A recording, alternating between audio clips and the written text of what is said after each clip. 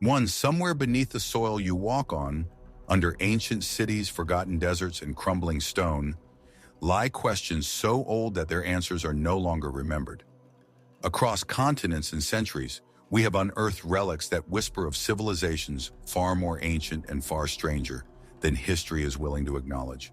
Stone structures that defy the construction methods of their era, symbols carved into the darkness with no known meaning, skeletons found in locations where no humans should exist, and silent ruins standing guard in places where no records indicate people ever lived.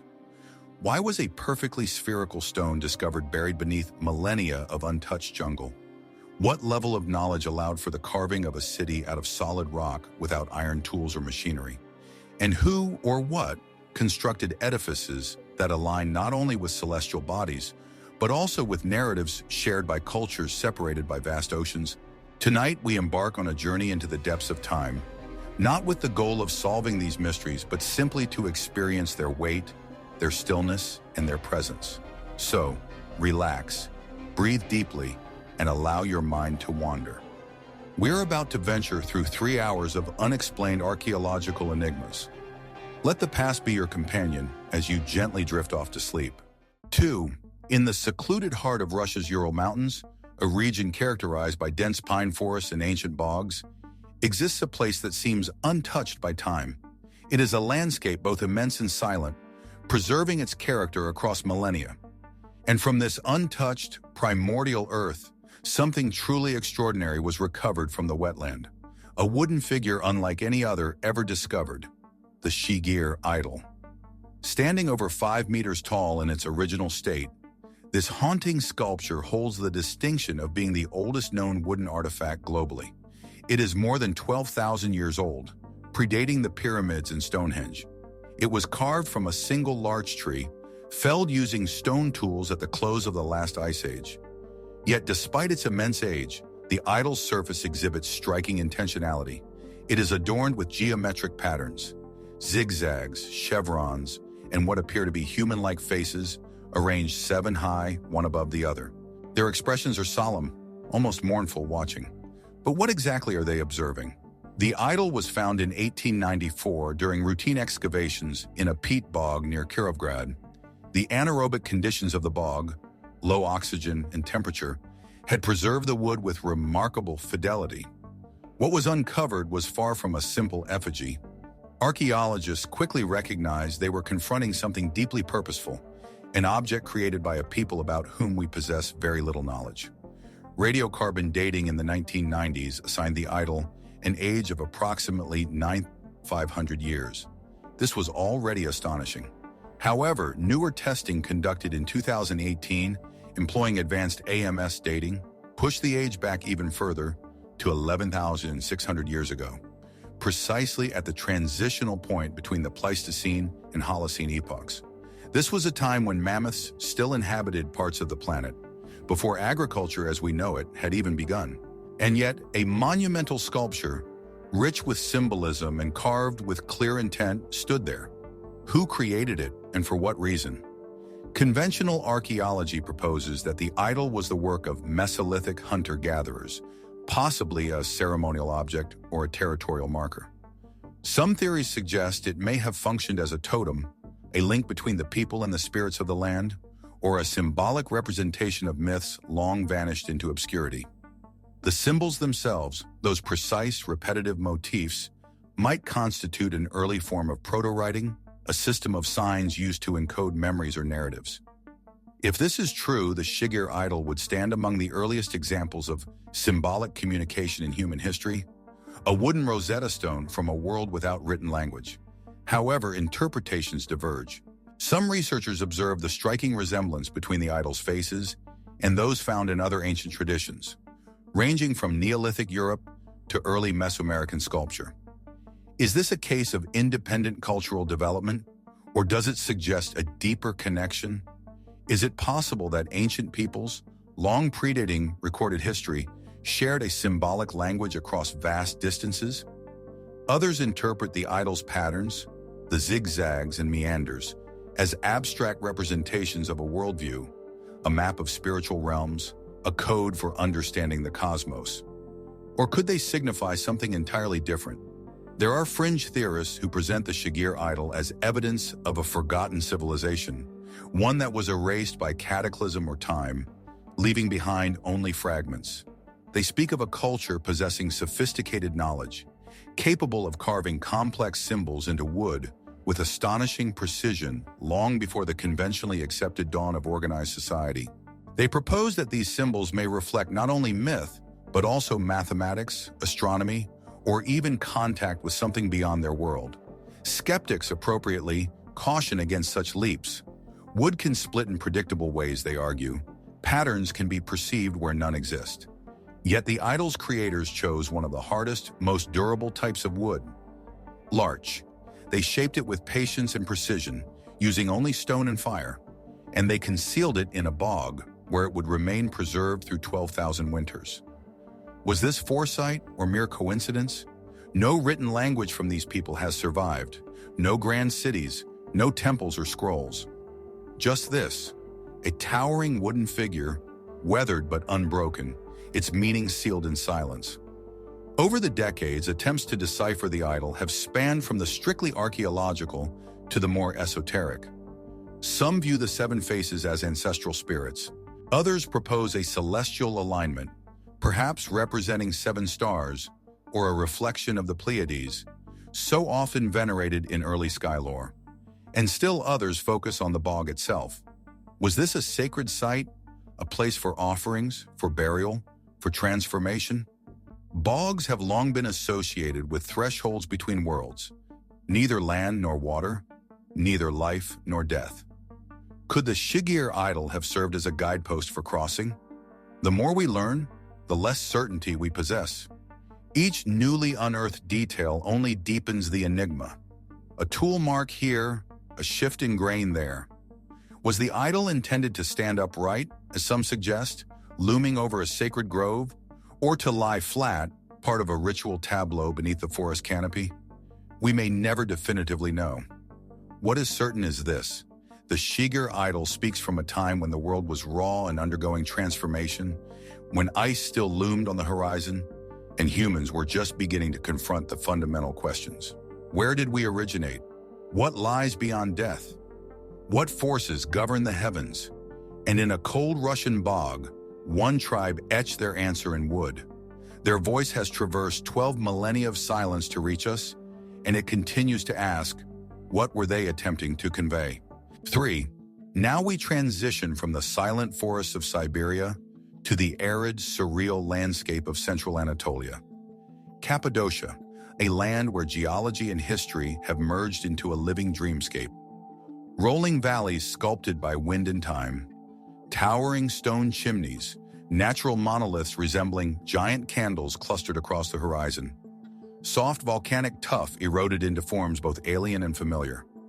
But beneath these unusual formations lies something even more astonishing. A vast, hidden world carved not by natural forces, but by human hands. Tunnels, endless tunnels, an entire subterranean realm extending for miles beneath the surface. Some passages are barely wide enough for a single person to squeeze through, while others open into vast chambers capable of sheltering thousands, complete with air shafts, storage rooms, wells, stables, and even places of worship. Entire cities underground. They are silent now, these hidden labyrinths, cool, dry, and still. But once they bustled with life, and their origins remain uncertain. The most famous of these sites is Derinkuyu, rediscovered in 1963 when a resident, while remodeling his home, broke through a wall and found a dark, narrow corridor behind it. What began as a simple domestic project evolved into one of the most remarkable archaeological finds of the 20th century. By the time the excavations concluded, over 18 levels of tunnels had been uncovered, descending more than 200 feet into the earth. Derinkuyu alone could have provided shelter for over 20,000 people, and it is only one of dozens of similar sites concealed beneath Cappadocia. The fundamental questions are, why and who constructed them? Conventional archaeology proposes that these underground cities were progressively expanded in stages, possibly starting as early as the 8th or 7th century BCE by the Phrygians, and subsequently modified by early Christians seeking refuge from persecution. They would have served as temporary havens, sanctuaries during periods of conflict, invasion, or religious turmoil. The tunnels are clearly engineered for defense. Narrow entrances, concealed access points, massive circular stone doors that could seal off passages from within, and ingenious ventilation shafts hidden at ground level. These were not merely rudimentary hiding places, they were sophisticated constructions. However, this is where the mystery deepens. Some scholars argue that the tunnels may be significantly older than previously believed, much older. The soft volcanic rock of Cappadocia is relatively easy to excavate, but challenging to date accurately. Without inscriptions, organic remains, or durable artifacts, age estimates can vary dramatically. Some researchers have suggested that the initial stages of excavation could extend back to the Bronze Age or even earlier. If this is true, then these underground cities could predate written history in the region. They may have been expanded and repurposed by multiple cultures over thousands of years, and yet the identity of the earliest builders remains unknown. Was there something specific they were fleeing? Something they were preparing for?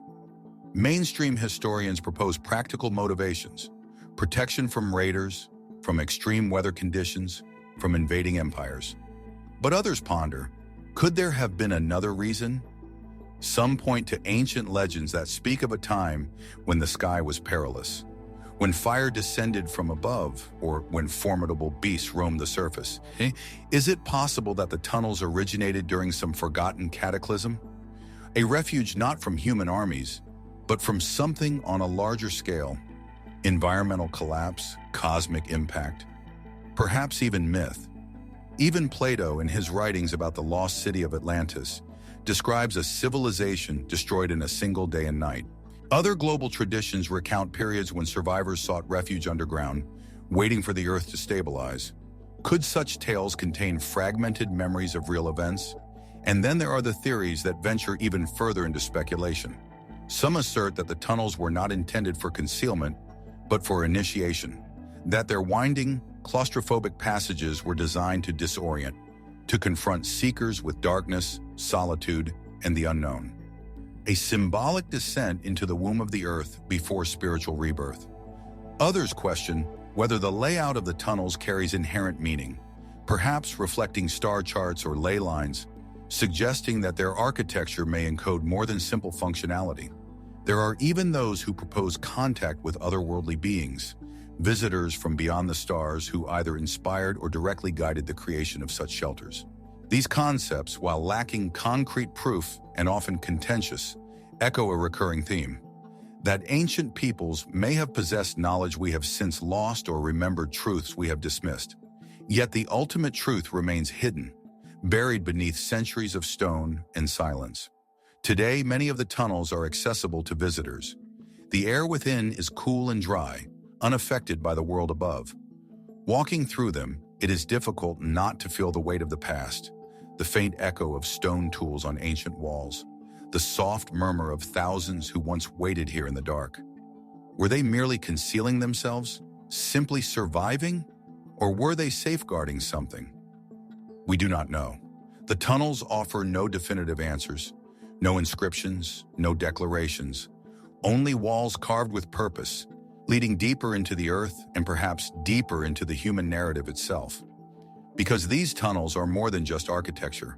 They are memory. Memory etched into the very bones of the planet. A poignant reminder that long before our time, long before skyscrapers or satellites, there were people who gazed at the sky and chose to descend underground. The camera slowly pans through a narrow corridor, light flickering along the stone. A pause, and so we ask, what were they hiding from? Or what were they waiting for? Ambient tones swell slightly and fade. Shall we continue our descent? The echo of Cappadocia's stone corridors fades, replaced by the distant rhythm of waves. Gentle surf rolls across shingle. A soft wind moves through salt-heavy air. As we rise from the depths of the earth, we find ourselves on the edges of another mystery. This time, not beneath stone, but beneath the sea. Along the ever-changing shorelines of Britain, from the wind-battered beaches of Wales to the tidal flats of East Anglia, the retreating tide sometimes reveals something strange, a glimpse of another world just beneath the sand and surf. Dark ancient tree stumps, root systems, peat-blackened trunks preserved in the cold, oxygen-starved sediment, the remnants of a forest submerged beneath the sea. They appear for only a few hours at low tide, like spectral remnants of a forgotten landscape, before vanishing again beneath the waves.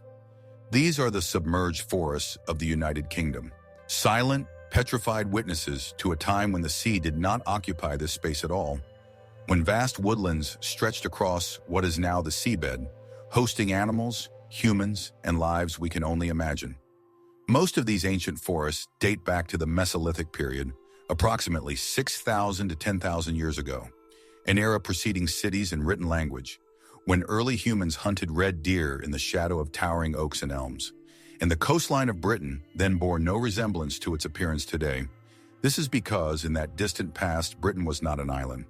It was part of a vast, fertile landmass known as Doggerland, a sweeping expanse of plains, rivers, and forests that physically connected Britain to mainland Europe.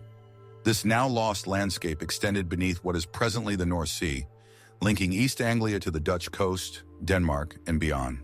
It is challenging to envision now, a sun-drenched, green world where fishing communities and nomadic tribes once moved freely, a place teeming with life, and then it disappeared. Over millennia, as the last ice age receded and glaciers melted, global sea levels began to rise. Slowly, year by year, the ocean encroached inland. Valleys filled, rivers broadened, and eventually the forests were inundated, trapped beneath mud and water, sealed in time. However, this narrative, like so many others in deep history, may not be as straightforward as it seems.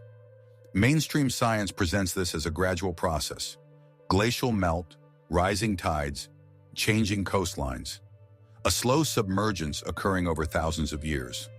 Yet some researchers have begun to question whether the entire process was indeed so gradual. What if, somewhere along the timeline, something changed abruptly?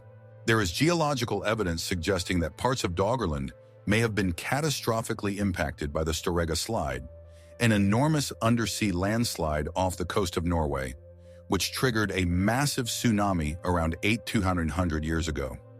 The resulting wave would have swept across the North Sea, inundating low-lying areas within minutes. If this event struck Doggerland, as some believe, it may have delivered the final blow, transforming fertile plains into seabed in a matter of days. Was this the pivotal moment when the forests were abandoned? When entire communities vanished beneath the tide? We do not possess definitive answers, but the remnants endure. At Borth, along the Welsh coast, the sea reveals the stumps of ancient oak and pine trees during exceptionally low tides. They are blackened by age but remain rooted where they once stood. Nearby, archaeologists have discovered human footprints preserved in layers of peat and silt, the footsteps of a child walking across what was then solid forested ground, now a beach. And at Happisburgh, on England's east coast, even older footprints have been unearthed, dating back over 850,000 years. The oldest known human tracks found outside Africa. A compelling reminder that these dynamic shorelines have been home to people for far longer than we previously believed. Yet we still possess so little knowledge about them. No permanent settlements have been found, only tools, bones, footprints, fragments of a story, and silence. Why were there so few attempts to record or remember what was lost? Did the people of that time strive to preserve their knowledge, their myths, their warnings? Is it possible that the memory of Doggerland's submergence persists, not etched in stone or writing, but embedded within legend? Some researchers have proposed connections between the flooding of Doggerland and later flood myths, such as the story of Cantre'r Gwaelod, the Welsh sunken hundred. A once great kingdom drowned by the sea, its bells still said to ring from beneath the waves. Others point to parallels in Norse and Celtic mythology, where lands are swallowed by water and ancestors are driven into exile by the rising sea. Could these narratives be echoes of genuine historical events, fragments of cultural memory transmitted through oral traditions across thousands of years? And then, as is common with many mysteries, speculation extends further. Some fringe theories suggest that Doggerland was not merely a settlement, but a lost civilization, a prehistoric Atlantis, a place of unknown technologies and vanished wisdom. They pose the question, how much can we truly know if the evidence now lies beneath meters of sediment and water? There is no concrete proof of this, no temples, no cities have been discovered, but the sheer scale of what lies beneath the sea is immense, larger than many modern countries. Much of it remains unexplored. Today, marine archaeologists employ sonar and sediment cores to map the spectral terrain of Doggerland, ancient riverbeds, hills, and shorelines. But it is a slow, painstaking process, and the sea continues its relentless process of reclaiming what it once consumed. And still, the forests slumber beneath the waves, dark, silent, preserved, a moment frozen in deep time. Thus we ask ourselves, what else lies hidden beneath the tide? What stories have been swallowed by the sea, patiently awaiting the moment of their revelation? Soft tide sounds linger. The camera hovers over stumps emerging at low tide, mist curling around them. A quiet pause. If the sea could relinquish its secrets, what forgotten worlds would rise? Music fades gently, inviting us to drift onward into the next layer of mystery. Would you prefer the next segment to explore another submerged site, or shift to a different type of archaeological enigma? Beneath the golden sands of Saqqara, one of the oldest and most sacred sites in ancient Egypt, lies a necropolis that predates the pyramids themselves. Here, weathered tombs emerge from the desert like broken teeth, shadowed by the step pyramid of Djoser. The air hangs still, heavy with dust and the weight of history. In 1936, amidst the ruins of the mastaba of Prince Sabu, son of Pharaoh Anajib of Egypt's first dynasty, archaeologist Walter Bryan Emery unearthed something peculiar, a shallow, dish-like object, approximately 61 centimeters in diameter and just under 10 centimeters tall. At first glance, its appearance might seem unremarkable, but a closer examination reveals something entirely unexpected. 3 curving lobes, evenly spaced, radiate from a central hub, a shape unlike anything discovered before or since in ancient Egypt.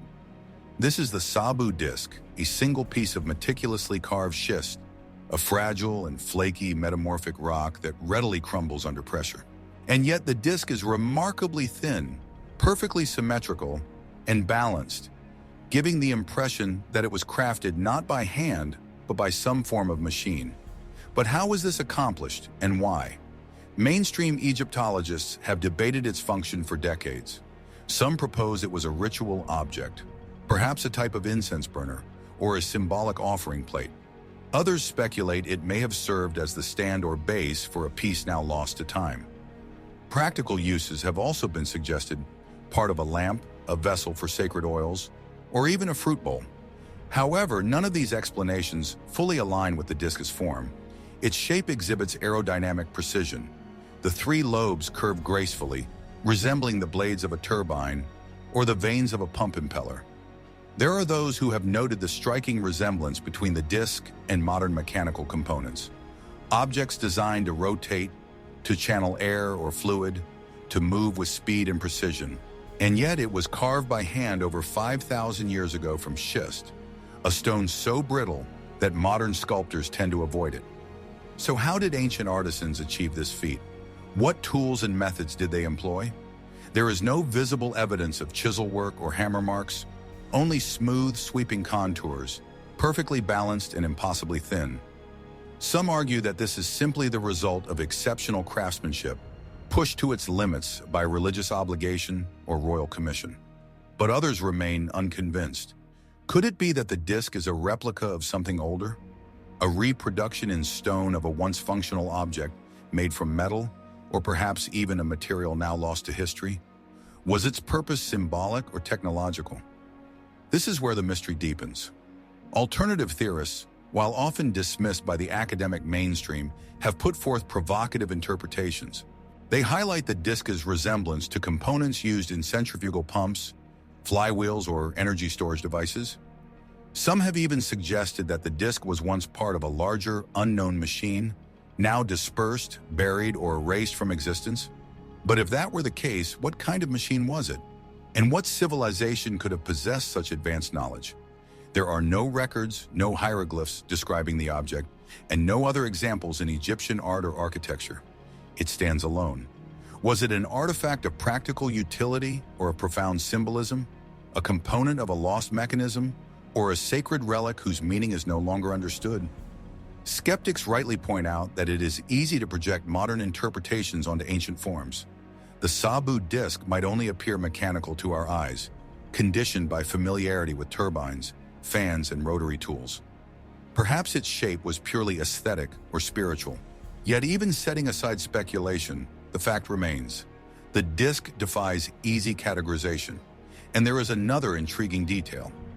It was discovered not in a royal temple or an engineering workshop, but in a tomb, buried alongside the remains of a prince, a place of reverence and belief in the afterlife.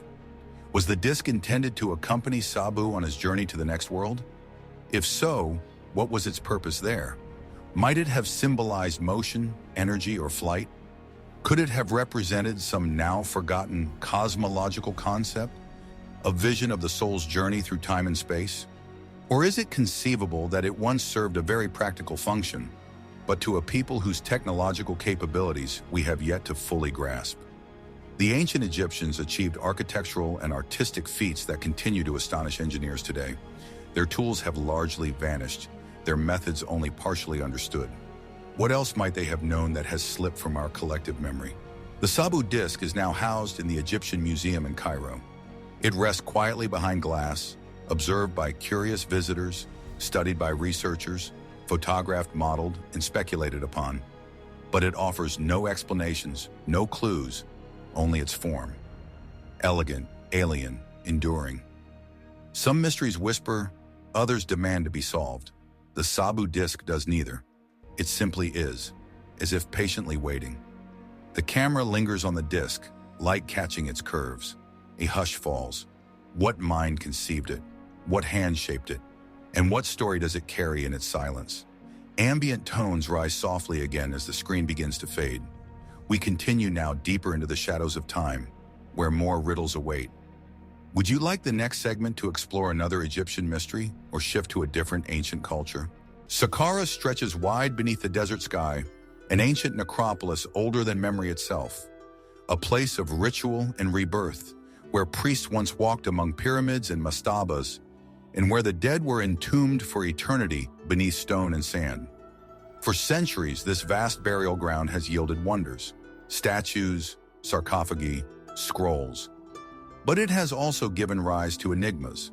And among the most curious of these is a tomb discovered in 2018 that does not belong to a man or a god, but to something else entirely. It was beneath the sands near the Step Pyramid that archaeologists working under the Egyptian Ministry of Antiquities opened a chamber sealed for over 2,600 years.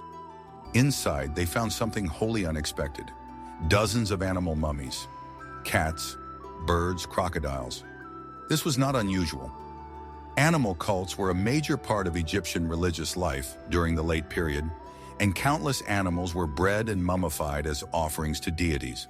But among the offerings was a large limestone sarcophagus, carved and sealed, undisturbed. When the lid was removed, the team expected to find a well-preserved lion, perhaps a sacred animal associated with the war goddess Sekhmet. Instead, they found something no one could identify.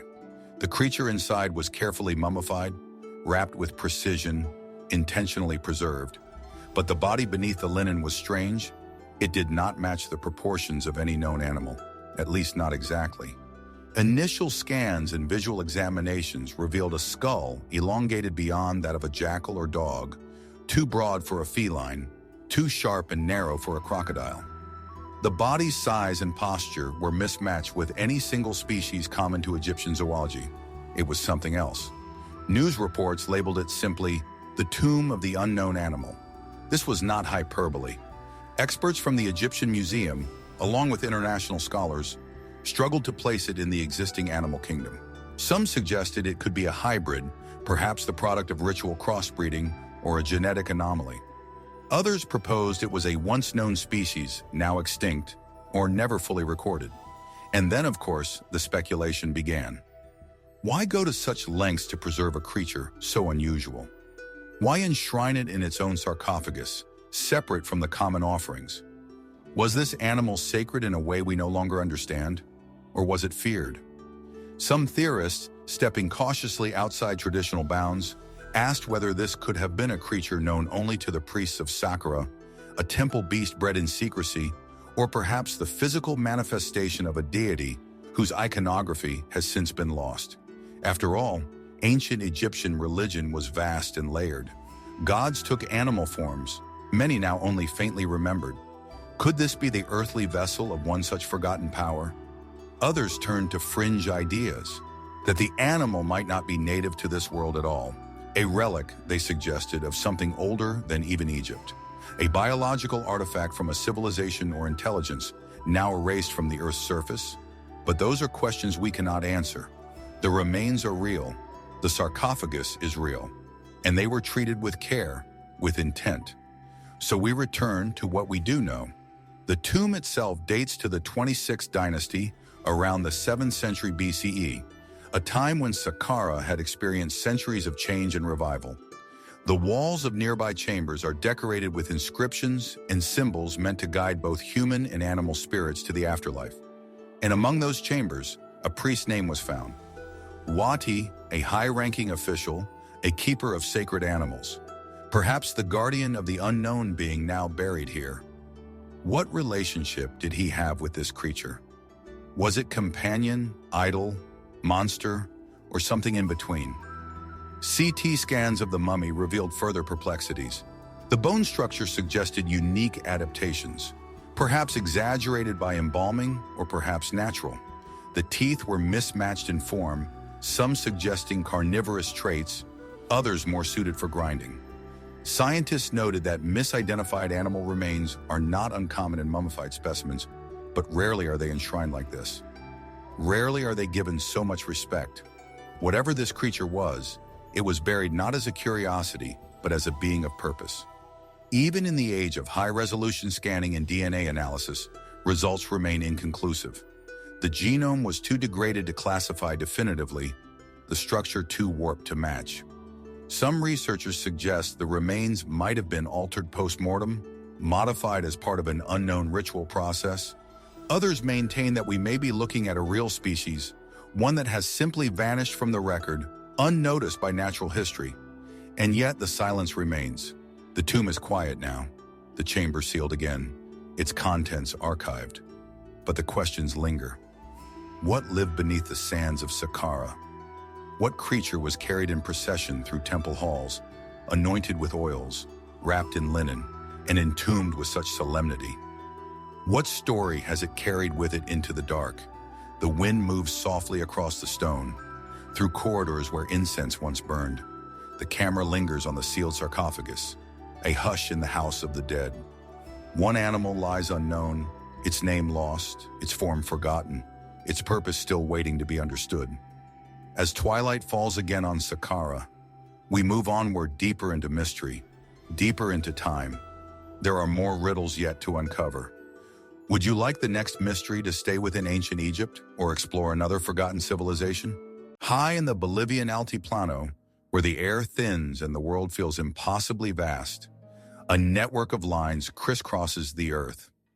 Beneath the gaze of Mount Sajama, Bolivia's highest peak, these shallow etchings form one of the most extensive and least understood geoglyph systems in the world.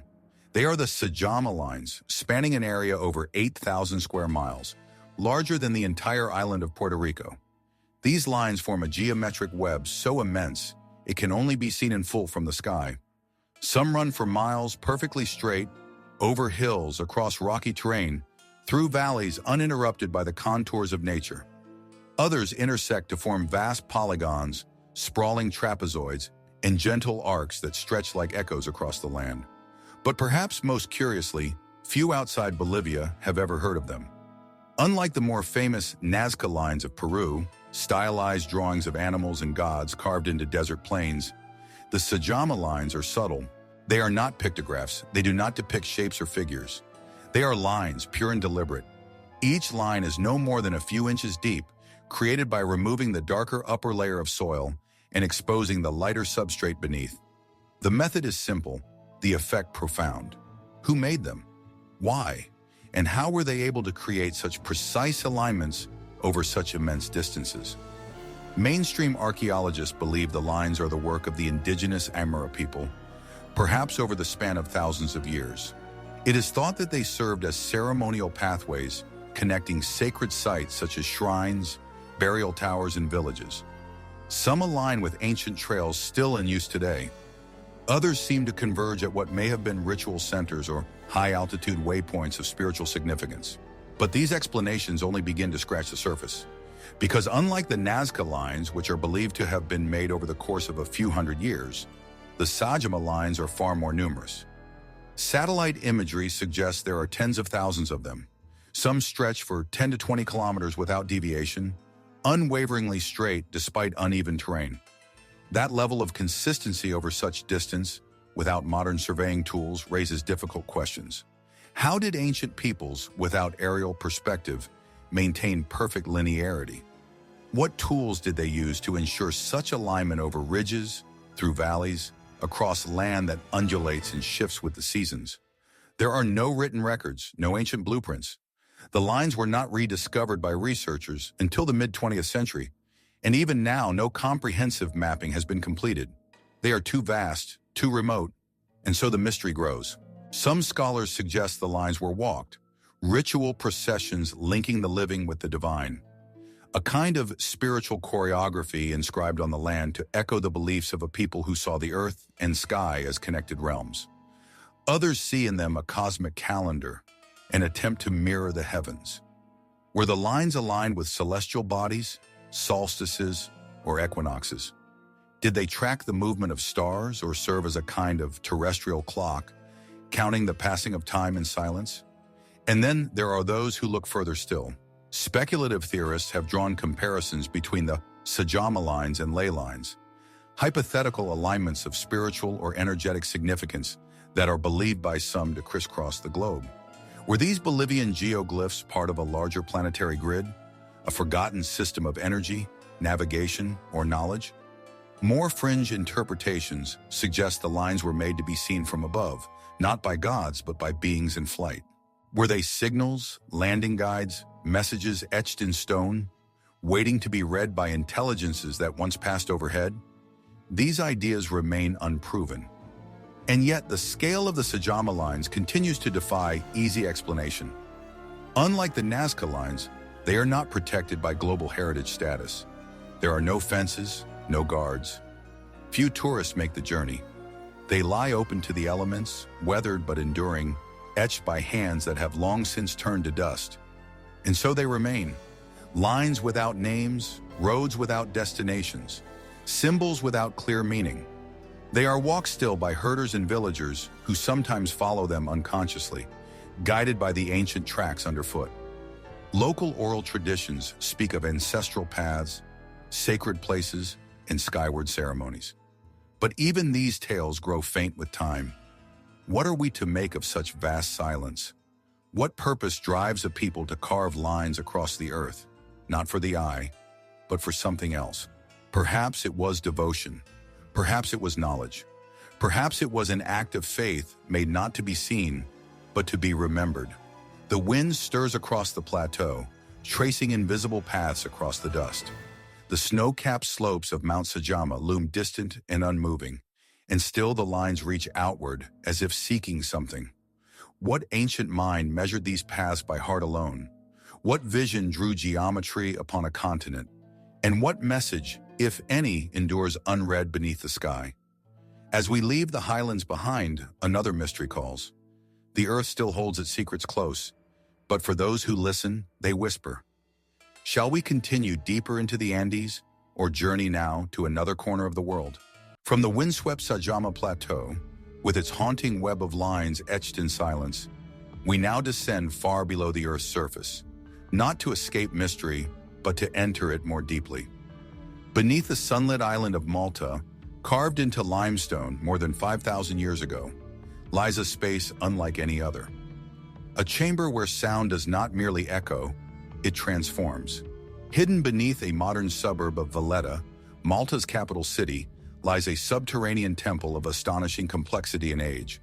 Known as the Hal Saflieni Hippogeum, This vast underground structure is not a cave, nor a natural formation, but a fully man-made monument. It was carved by hand thousands of years before the Great Pyramid of Giza rose from the desert and long before written history reached the Mediterranean. Within its limestone halls, winding passages and interconnected chambers spiral downward across 3 distinct levels. The air is cool, dry, and still, untouched by sunlight as it has been for millennia. Niches, altars, and carved walls suggest a space of profound ceremonial importance. But among the many chambers of this underground labyrinth, one room stands apart. A small, unassuming space, yet one that defies explanation. It is known simply as the Oracle Room. Roughly rectangular, with smoothly curved walls and a ceiling no higher than a standing man, this chamber is the site of one of archaeology's most curious acoustic phenomena. A niche carefully carved into the wall seems to transform human voice into something otherworldly. When a man speaks, chants, or sings in a specific frequency, around 110 hertz, the entire chamber begins to resonate. The sound does not merely bounce or echo, it amplifies, reverberating in a low, throbbing pulse that fills the air and seems to vibrate within the body itself. Those who have experienced it describe the sensation as immersive, even disorienting, not merely heard but felt. How did the builders of the Hypogam over 5,000 years ago achieve this? No advanced tools, no modern understanding of acoustics, and yet this effect is measurable and reproducible. Acoustic engineers have studied the chamber, confirming its unique sound properties and proposing theories, but few definitive answers. Was this deliberate? Mainstream archaeologists are cautious. They suggest the resonance may have been an accidental byproduct of the chamber's shape and materials. After all, limestone is a naturally sound conductive medium. The architecture, so carefully smoothed, might have simply aligned with the right frequencies by chance. And yet the Oracle Room's resonance occurs only within a narrow band of male vocal range. At 110 hertz, the human voice strikes a perfect harmony with the chamber's geometry. The effect diminishes outside this range. It does not occur with female voices in the same way.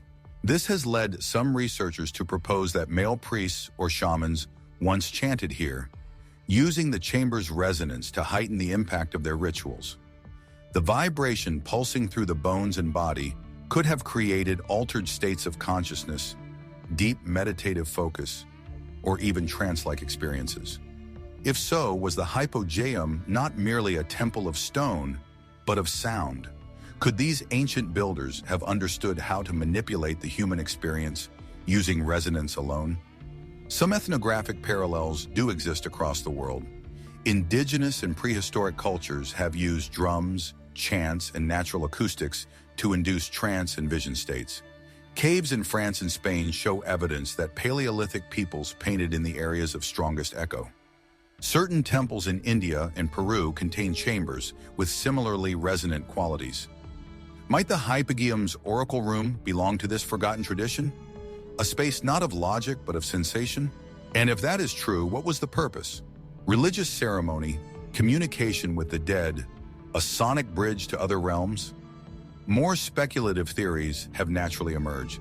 Some propose that the Oracle Room may have been part of a lost science, an early understanding of how sound affects the human brain.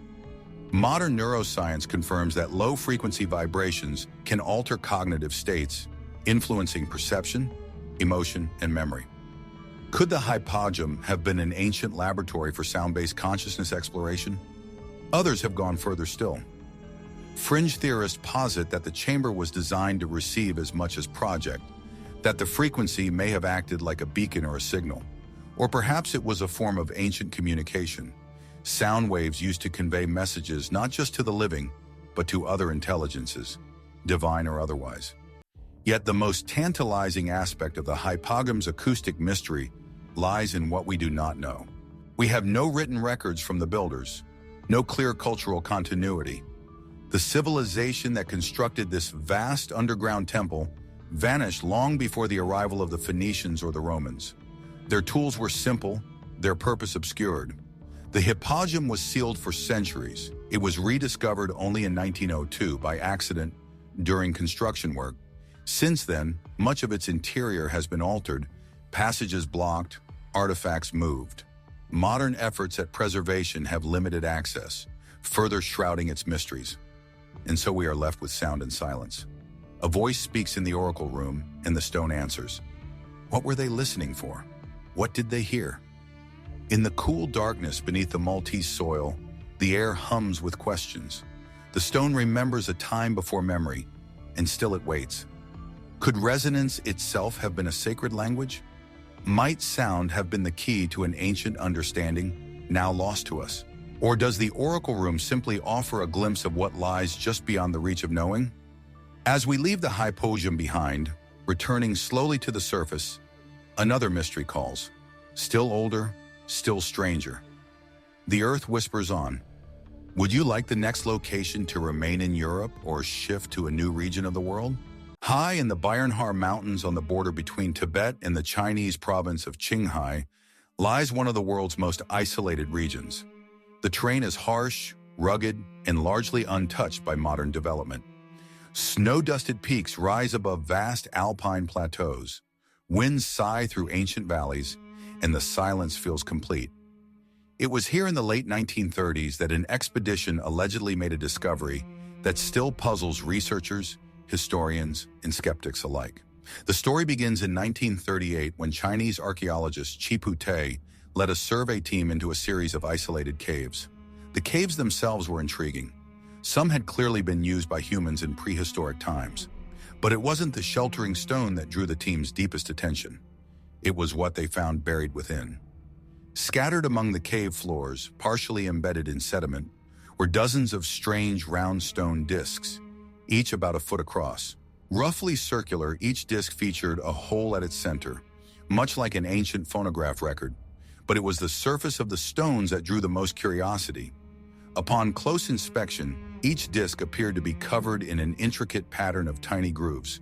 These were not natural weathering marks. They spiraled out from the center in fine, deliberate lines, as if etched with careful precision. Later observers would describe the markings as microscopic inscriptions carved in a language unknown. In total, more than 700 such discs were reportedly uncovered. They would come to be known as the Dropa stones. But who made them? And what story did they tell? The official record, such as it exists, becomes murky. Early Chinese publications reference the find, but later records were sparse. Western awareness came decades later, in the 1960s, through the writings of Russian and German researchers who had allegedly seen the discs or Chinese reports about them. One name stands out, Sun Nue, a researcher at the Beijing Academy for Ancient Studies, who reportedly spent years attempting to translate the inscriptions. According to secondary sources, he concluded that the carvings told a remarkable and deeply controversial tale. The story they contained spoke of a people called the Dropa, beings who came from the stars. According to the alleged translations, their spacecraft crash-landed in the mountains thousands of years ago. Unable to return home, the Dropa sought refuge in the caves and eventually made contact with the local tribes who feared them at first but later coexisted. The discs, then, were thought to be a kind of message, a record of this journey, etched in stone and left behind. But this is where the mystery deepens. Mainstream archaeology does not recognize Sun Nue. The Beijing Academy, where he supposedly worked, has no official record of such a person. Chinese authorities later denied the existence of the Dropa stones entirely, or reclassified them as objects of natural origin or misinterpreted relics. And yet photographs exist. One of the most frequently cited images is a black and white photo from the 1970s showing a man holding a circular stone disc, clearly inscribed with a spiral groove. The caption claims it was taken at the Banpo Museum in Xi'an, where some of the stones were supposedly stored. Even among those who accept the physical reality of the discs, debate remains over their purpose. Some researchers have proposed they are ceremonial objects, perhaps ancient musical instruments, grinding stones, or symbolic talismans related to early burial practices. Others speculate the grooves could represent an early form of proto-writing, an extinct symbolic system from a forgotten culture. Still others suggest the patterns might encode astronomical data, ritual instructions, or cyclical calendars. But the more fringe interpretations endure. Could these discs truly be remnants of an ancient contact event? Skeptics point to the lack of scholarly verification, the murky paper trail, in the absence of any known writing system that matches the grooves. They question whether the Dropa tribe itself even existed as described, confusing them with the modern Dropka people of Tibet, who share a similar name but no connection to the legend. Still, there are those who argue that the remote nature of the region and the secrecy of mid-20th century China may have obscured the truth. Some suggest the stones, if authentic, were quietly removed or hidden to avoid stirring politically sensitive speculation. And yet the images remain, the stories persist. So what are we left with? A set of enigmatic stone discs said to contain unknown inscriptions. A tale passed along in whispers, photos, and footnotes. A mystery that flickers on the edge of archaeological legitimacy, never fully embraced, never entirely dismissed. If the Dropa stones are a hoax, who created them, and why? If they are genuine, what do they tell us about our past? What civilizations may have risen and fallen before the stories we now accept as history? And if, just if, some part of the story is true, might the Dropa not be aliens from another planet, but survivors of an earlier age, a forgotten epoch of humanity, whose technologies and languages are now buried in time? Among the winds of the Bayernhar Mountains, the stones remain silent. Their spiral grooves still reflect light in curious ways. And far beneath the snow-draped peaks, the earth holds its secrets close. Could these ancient discs be the final voice of a vanished culture? Or are they nothing more than weathered stones shaped by time and imagination? As with many such mysteries, the answer may lie not in certainty, but in our willingness to wonder. Let us journey onward, for the past still has more to whisper. From the parched cliffs of Qumran, where the past is hidden beneath layers of sand and stone, we now turn our gaze to the remote waters of the Pacific. Beneath the gentle sway of waves, in a place far from the busy shores of modern life, another enigma waits. Not in the silence of caves, but in the depths of the sea. Off the coast of Yonaguni, a small island in the Ryukyu chain of Japan, lies a submerged monument unlike any other.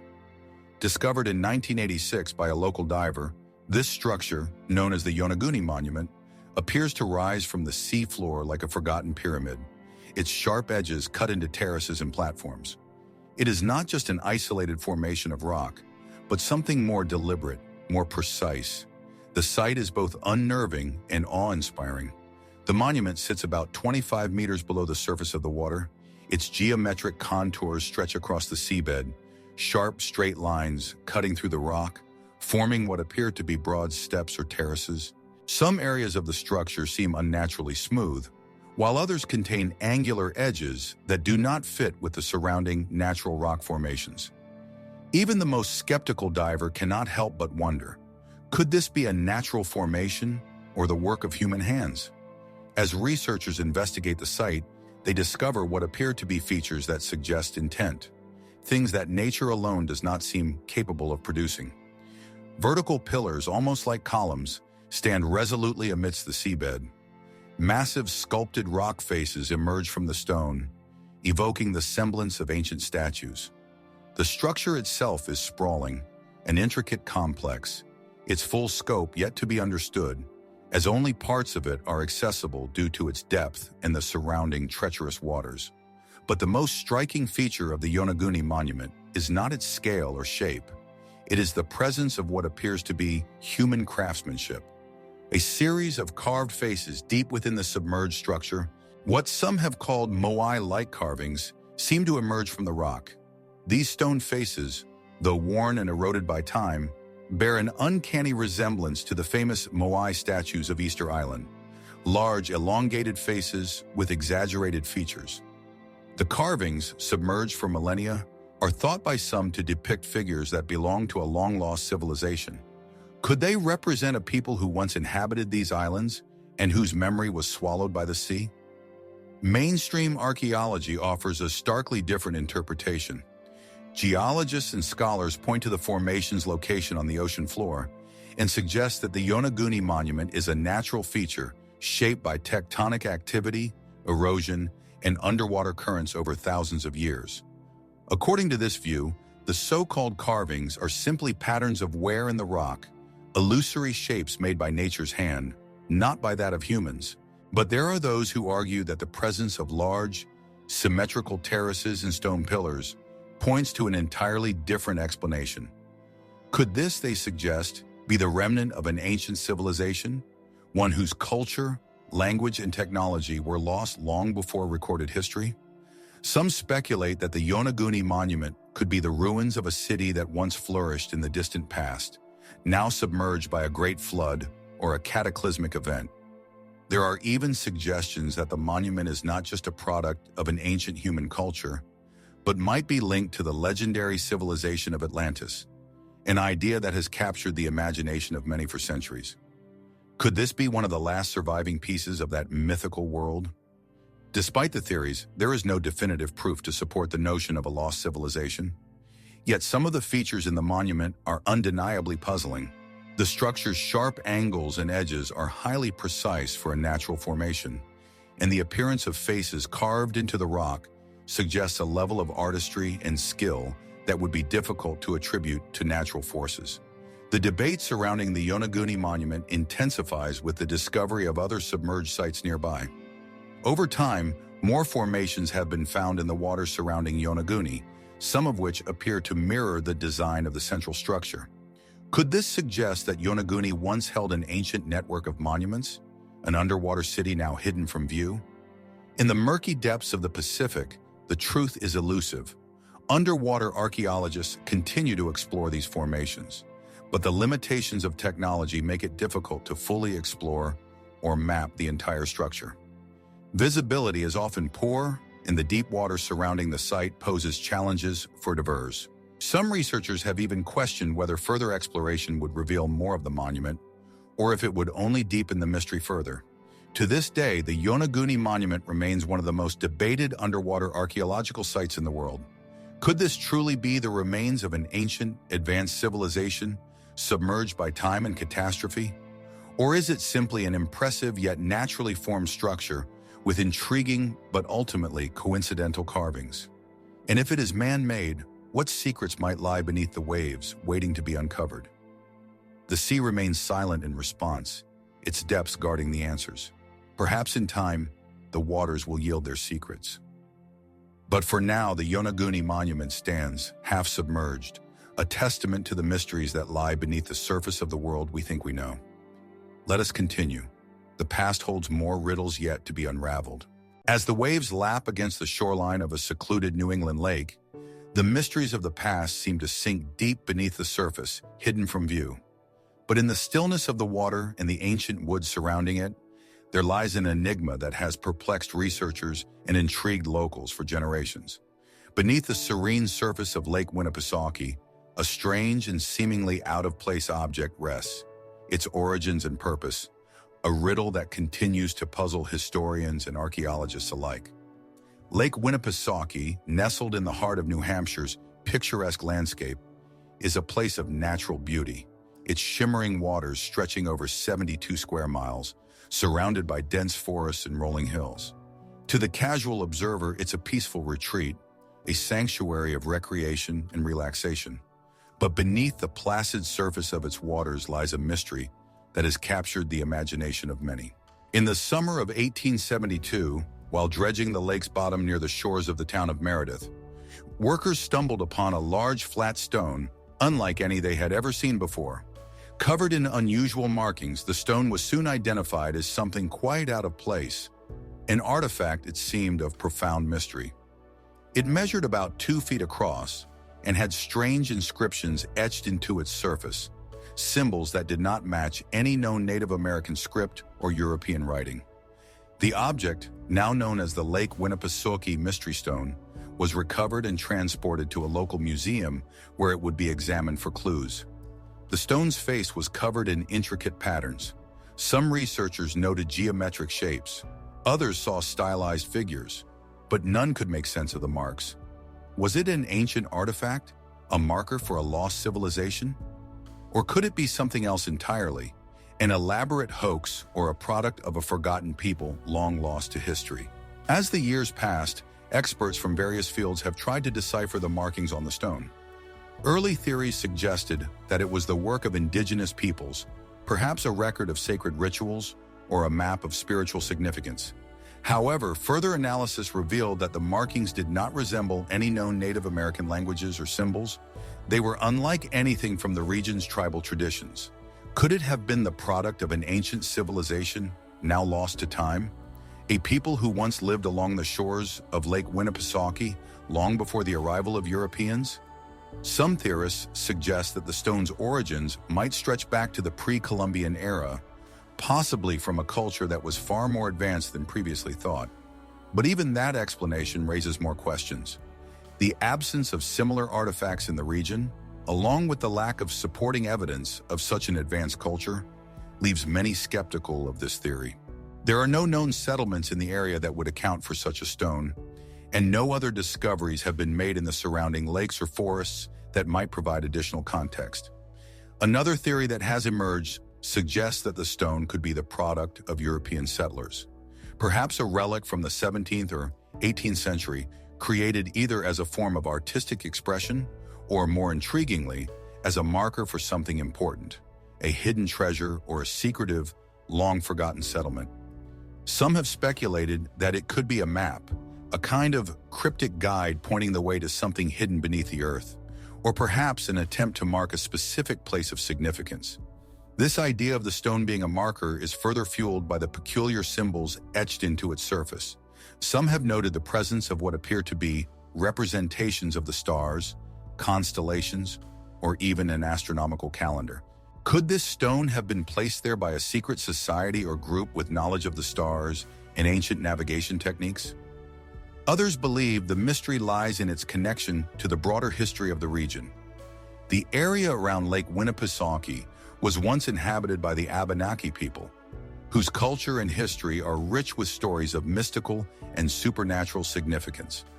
Some suggest that the stone could be part of a lost cultural tradition, perhaps a relic of a forgotten spiritual practice, or an object used in sacred ceremonies. However, with no clear evidence to support this theory, it remains largely speculative. Adding another layer of intrigue is the fact that the stone was found submerged in the lake rather than being discovered on dry land. How did it end up there?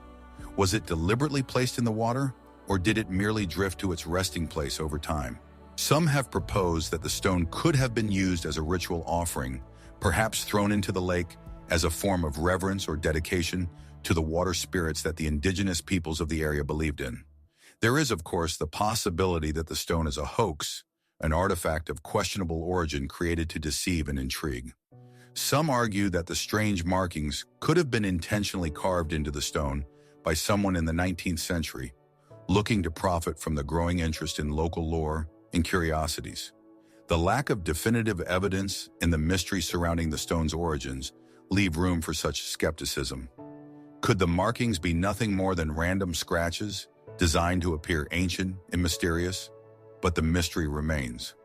Despite numerous investigations and attempts to decode the inscriptions, no one has definitively cracked the code of the Lake Winnipesaukee mystery stone. It sits even now in a local museum, its secrets carefully guarded by time and water. Could it be that the stone is part of a much older and far more significant puzzle? One that stretches back to a forgotten time, a time before recorded history? Or is it simply an artifact of a more recent and perhaps less enigmatic past? The stone offers no answers. It only raises more questions. What civilization could have left behind such an object? Could it be a map, a marker, or a spiritual relic? Or perhaps its true purpose has been lost forever to time, its meaning obscured by the very waters that concealed it. As we leave the quiet shores of Lake Winnipesaukee behind, the mystery stone remains beneath the surface, waiting for someone to unravel its secrets. What truths, if any, are hidden within its strange markings? Only time may tell. As the deep forests of New Zealand's southern Alps stretch across the horizon, there is a place where the past lingers in the mist, the remnants of an ancient world where creatures of a bygone age once roamed. In these remote, rugged landscapes, beneath layers of rock and time, a single discovery would stir up questions that would resonate across the globe. A discovery that would point to a hidden chapter in the story of Earth, one that challenges everything we know about extinction, history, and the very nature of life itself. It was 1986, deep in the heart of New Zealand's wilderness, when a group of cavers and explorers stumbled upon something that would defy conventional understanding. While traversing the challenging terrain of the Mount Owen area in the South Island, they found something in the earth, a claw, large and distinctly shaped, half buried in the mud. At first glance, it appeared to be the claw of a bird, but not just any bird. The size and structure of the claw were unlike any known species of modern avian life. The claw, measuring nearly 30 centimeters in length, was identified as belonging to the moa, a large flightless bird that once roamed New Zealand's landscapes. The moa had been thought to have gone extinct around 600 years ago, hunted to extinction by the Maori people, and possibly exacerbated by climatic changes. But this claw, recovered from a relatively recent stratum of Earth, only about 3 meters below the surface, would throw this timeline into chaos. The moa was believed to have vanished centuries ago, a casualty of human activity in the changing environment. Yet the discovery of this perfectly preserved claw raised immediate questions. How could a creature that was presumed extinct for so long still leave evidence of its existence so recently in geological time? Could the timeline of the moa's extinction be wrong? And if so, what else might be hidden beneath the soil of New Zealand's mountains? At first, mainstream scientists clung to the standard narrative. They proposed that the claw was simply an anomaly, a single misplaced relic of an earlier time, possibly disturbed and moved by natural forces. After all, such a discovery in more recent sediment didn't quite fit the traditional model of extinction in the moa's demise. But even with this explanation, something felt off. The claw, with its sharp, curved talons and distinct shape, appeared too well preserved to have been moved by the hands of nature alone. The evidence was there, yet the context did not quite align. This discovery raised far more questions than answers. If the moa had truly gone extinct centuries ago, how could it leave behind such an intact specimen? Was it possible that the moa had survived longer than previously thought, perhaps surviving into the era of European colonization in the 18th or 19th century? Some theories suggested that the moa may have been rare or isolated, living in remote parts of the island where human contact was limited. Others, more speculative in nature, proposed the idea that the moa was not entirely extinct. Could this claw be evidence of a creature that survived in isolated pockets of New Zealand, tucked away in hidden valleys or deep caves beyond the reach of human hunters and the encroachment of a civilization? If so, how many more creatures like the moa still remain hidden in the dark corners of the world, waiting to be discovered? Some researchers have even ventured into more fringe territory. The moa's extinction is already somewhat shrouded in mystery, as the rapidity of its disappearance leaves room for uncertainty. Could there have been other forces at play? Perhaps environmental shifts, diseases, or even unknown human interventions that led to its eventual decline? Or is it possible that the MOA represents a greater, more complex ecological mystery, a creature whose sudden disappearance from the record is still not fully understood? Adding to the mystery is the claw's remarkable preservation. Unlike other ancient animal remains that are often degraded or scattered by time, this claw seemed almost frozen in time. The intricate details of its structure, the curvature of the talon, the distinctive ridges on its surface, were as sharp and well-defined as though the bird had lived just a few decades ago. How could this be? What kind of environment had allowed such an exceptional preservation of this single, solitary relic? As more studies were conducted on the Mount Owen moa claw, the mystery deepened. Radiocarbon dating, which would typically be used to establish an artifact's age, failed to produce conclusive results. The results were inconsistent, and some tests even contradicted each other, further complicating the matter. These technical setbacks only fueled the speculation and uncertainty surrounding the claw's origin. Could the claw have been preserved in an underground cache, sheltered from the elements by layers of earth and then uncovered by erosion or natural shifts in the landscape? Or might it have been placed intentionally in that location by humans, either to commemorate the bird's demise or to use it for some other unknown ritualistic purpose? There is no clear evidence to support this theory, but it would not be the first time that ancient cultures have left behind markers, relics, or artifacts that continue to baffle archaeologists. Yet even with all the theories and explanations, the most significant question remains: what does this claw tell us about the history of the moa and its true extinction? How many more clues are buried beneath the surface of New Zealand's rugged mountains, waiting to be discovered? And what if the story of the moa's extinction is not as clear-cut as we once believed? Could there still be more to uncover? Perhaps more specimens, more clues, suggesting that the moa's story is not finished. The Mount Owen Moa Claw rests today in a place of quiet mystery, challenging our assumptions about the past and offering a glimpse into a world we thought we understood. But like so many unexplained discoveries, it leaves us wondering what truths are yet to be revealed beneath the layers of time. In the dense tropical jungles of Costa Rica, where the air is thick with humidity and the sounds of wildlife echo through the trees, there exists a mystery that has baffled archaeologists and historians for decades. Buried beneath the soil, hidden among the foliage, lies an enigmatic collection of perfectly round stone spheres. Known as the Dikis spheres, these ancient objects stand as silent, perplexing witnesses to a lost civilization. But the true purpose and origin of these mysterious spheres remain unresolved, leaving behind a legacy of questions, speculations, and wonder. The first discovery of the Dikis spheres took place in the 1930s, when workers clearing land in the Dikis Delta area of Costa Rica stumbled upon these large, polished stones. At first, the spheres seemed to have no particular pattern, dispersed in random locations across the region, varying in size from small hand-sized objects to massive spheres weighing several tons. But as time passed, the curiosity surrounding these stones only grew.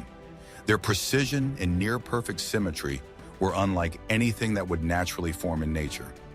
Many of the Dikis spheres measure up to 2 meters in diameter and exhibit a flawless, smooth surface that seems to defy the limitations of ancient tools. Some are perfectly round, while others show signs of human intervention, engraved with mysterious symbols or bearing slight grooves that hint at their craftsmanship. What was the purpose of these perfectly spherical stones, and how did the ancient people of this region shape and carve them with such precision? The most common explanation put forth by archaeologists is that these spheres were created by the pre-Columbian Dikis culture, a society that inhabited southern Costa Rica long before the arrival of Europeans. The Dikis people, who flourished from around 500 CE to the time of Spanish colonization in the 16th century, are thought to have been skilled craftsmen, capable of producing intricate works of art and tools using local materials such as stone, wood, and shell. The stones, according to this theory, may have been part of an elaborate ritual or cultural practice. Most scholars believe that the spheres could have held a symbolic significance, perhaps representing celestial bodies or the passage of time, as ancient cultures often associated stones with cosmological meaning.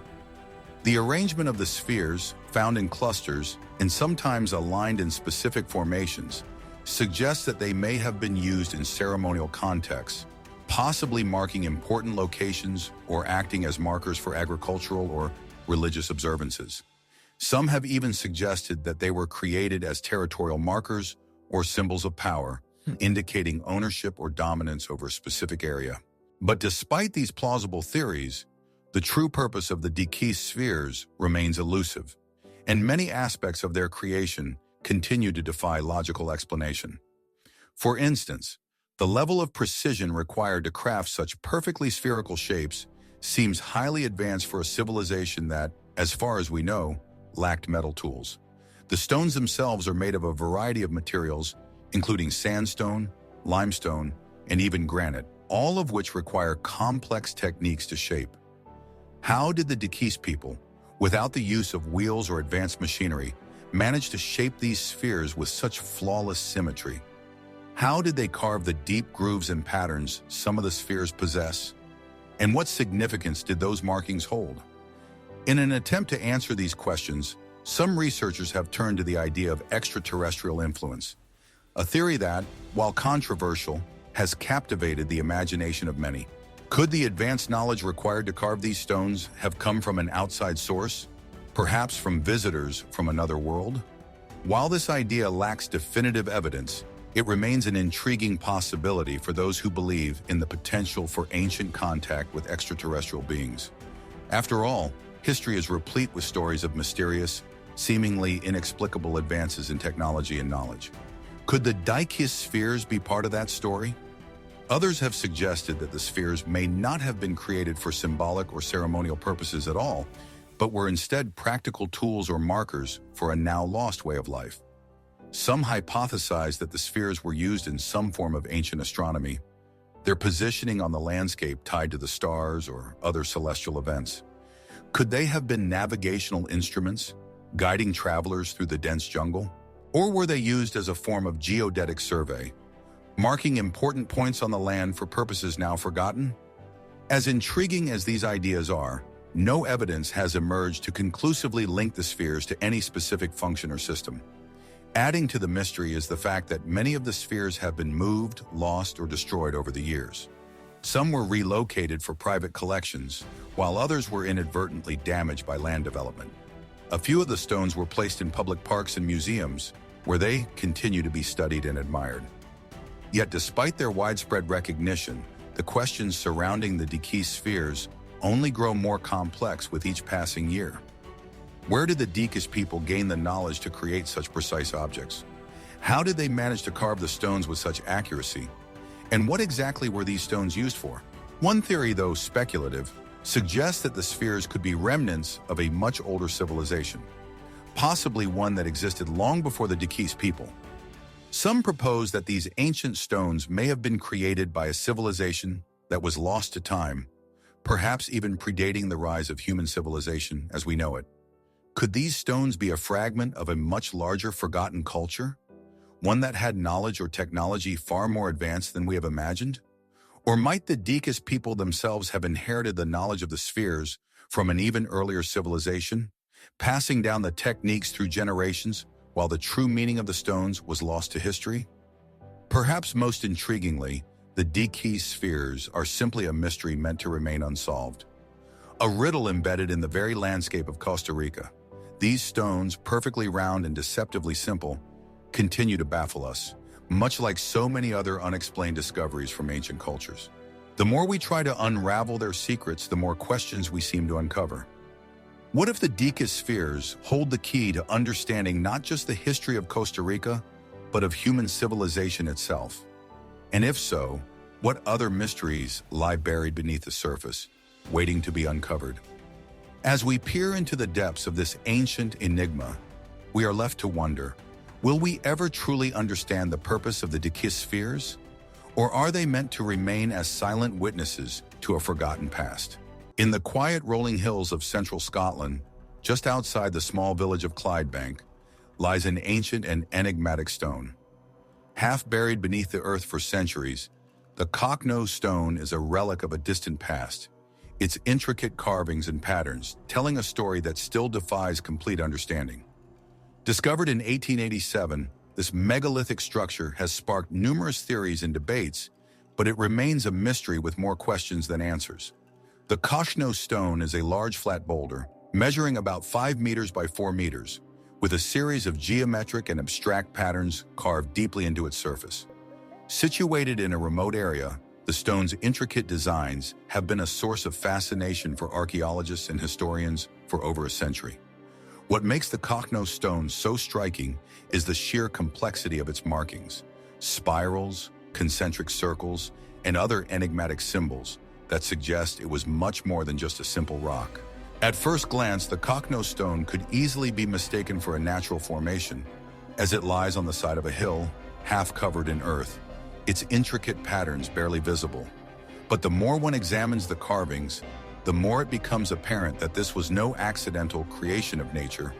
The stone has been shaped with a clear intent, and its markings are far too deliberate to have been formed by erosion or weathering. This realization raises an inevitable question. Who carved the Cocknose stone, and why? The Cocknose stone is thought to date back to the Neolithic period, roughly 5,000 years ago, placing it in the same era as other megalithic structures like Stonehenge and the ancient burial mounds of the British Isles. But unlike those iconic monuments, the purpose of the Cocknose stone remains unclear. Was it a religious or ceremonial object, a symbol of power or territorial claim? Or was it something entirely different? Perhaps a map, a form of ancient writing, or even a representation of a lost cosmology. Over the years, various theories have emerged to explain the stone's purpose. Some researchers argue that the carvings on the Kokno stone are similar to other Neolithic rock art found throughout Europe, suggesting it was a place of ritual significance. The spirals, for instance, have often been linked to ancient depictions of the sun, water, or fertility. These motifs might have symbolized the cycles of nature: birth, death, and renewal. The concentric circles, some suggest, could represent the cycle of the seasons, marking the passage of time, or perhaps the idea of the universe itself, an endless loop of cosmic forces. Other scholars, however, suggest that the Kokno stone may have had a more utilitarian role. Could it have been an ancient calendar or astronomical marker, similar to the carved stones found at the site of Newgrange in Ireland? These structures, with their careful alignments to the sun, are thought to have been used to track celestial events. Could the Kokno stone have been a similar tool, marking important moments in the year such as the solstices or equinoxes? Yet what is particularly intriguing about the Kokno stone is its context. Unlike other ancient carvings, which are often found in isolated locations or within burial mounds, the Kokno stone was discovered just beneath the surface of the ground.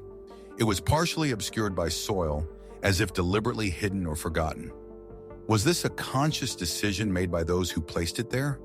Or did time and the forces of nature simply bury it? Some have speculated that the stone was deliberately concealed, perhaps to protect its secrets or to preserve its power. It is worth noting that in the years following its discovery, the Kokno stone was deliberately covered once again in the mid-20th century for its own protection, keeping it hidden from the elements and from those who might not understand its significance. Despite this, the stone's location adds another layer of mystery to its story. Why was it placed here, in this particular spot? Some researchers believe it was positioned in a place of prominence, possibly within a sacred landscape or near an ancient settlement.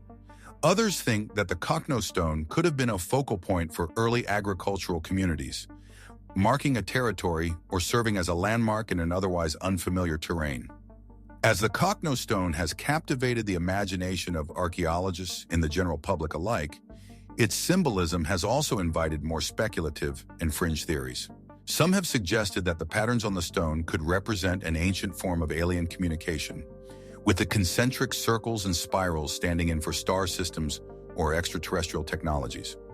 While these ideas have no solid basis in established archaeology, they nonetheless contribute to the ongoing fascination with the stone and the possibility of hidden knowledge from another world. But what about the most tantalizing question of all? Could the Kokno stone have once been part of a larger system of ancient monuments or symbols, now lost to time?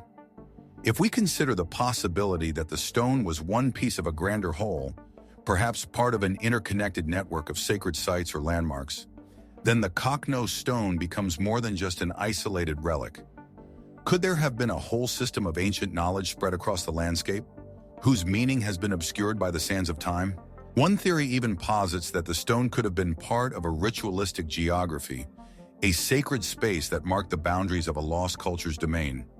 If the carvings represent celestial or natural cycles, could they have also been a form of territorial assertion, a way to align human settlements with the cosmos? These questions remain unanswered, but they point to the possibility that there may have been a much larger cultural and spiritual context surrounding the Kokno stone than we currently understand. What is clear, however, is that the Kokno stone, in all its mystery and complexity, continues to provoke curiosity and wonder. With each theory and each question, the stone grows in significance, becoming not just an artifact of the past, but a symbol of the unknown, an invitation to explore the depths of ancient history and the limits of our knowledge. So, as we stand before this enigmatic stone, half buried in the earth, we must wonder, what else remains hidden beneath the soil, waiting to be uncovered? What other secrets does the Kokno stone hold? And will they ever come to light? Only time will tell. In the vast arid expanses of Egypt's western desert lies a landscape that appears to be frozen in time. Among the scattered dunes and rocky outcrops of Wadi el-Hitan, or the Valley of the Whales, an extraordinary discovery awaits those willing to look closer. Beneath the sun-scorched earth, fossilized remains of ancient creatures tell a story that challenges our understanding of both the natural world and the passage of time itself. Wadi el-Hitan is a remote and desolate region, its name translating to Valley of the Whales, for a reason that seems almost too fantastical to be true. Here, amidst the desolation of Egypt's western desert, paleontologists have uncovered the remains of creatures that seem out of place in the harsh desert landscape. Fossils of prehistoric whales, some dating back over 40 million years, have been found embedded in the rock and sand, their skeletal remains fossilized in a way that paints a vivid picture of an ancient world. When we think of whales today, we associate them with oceans, vast bodies of water.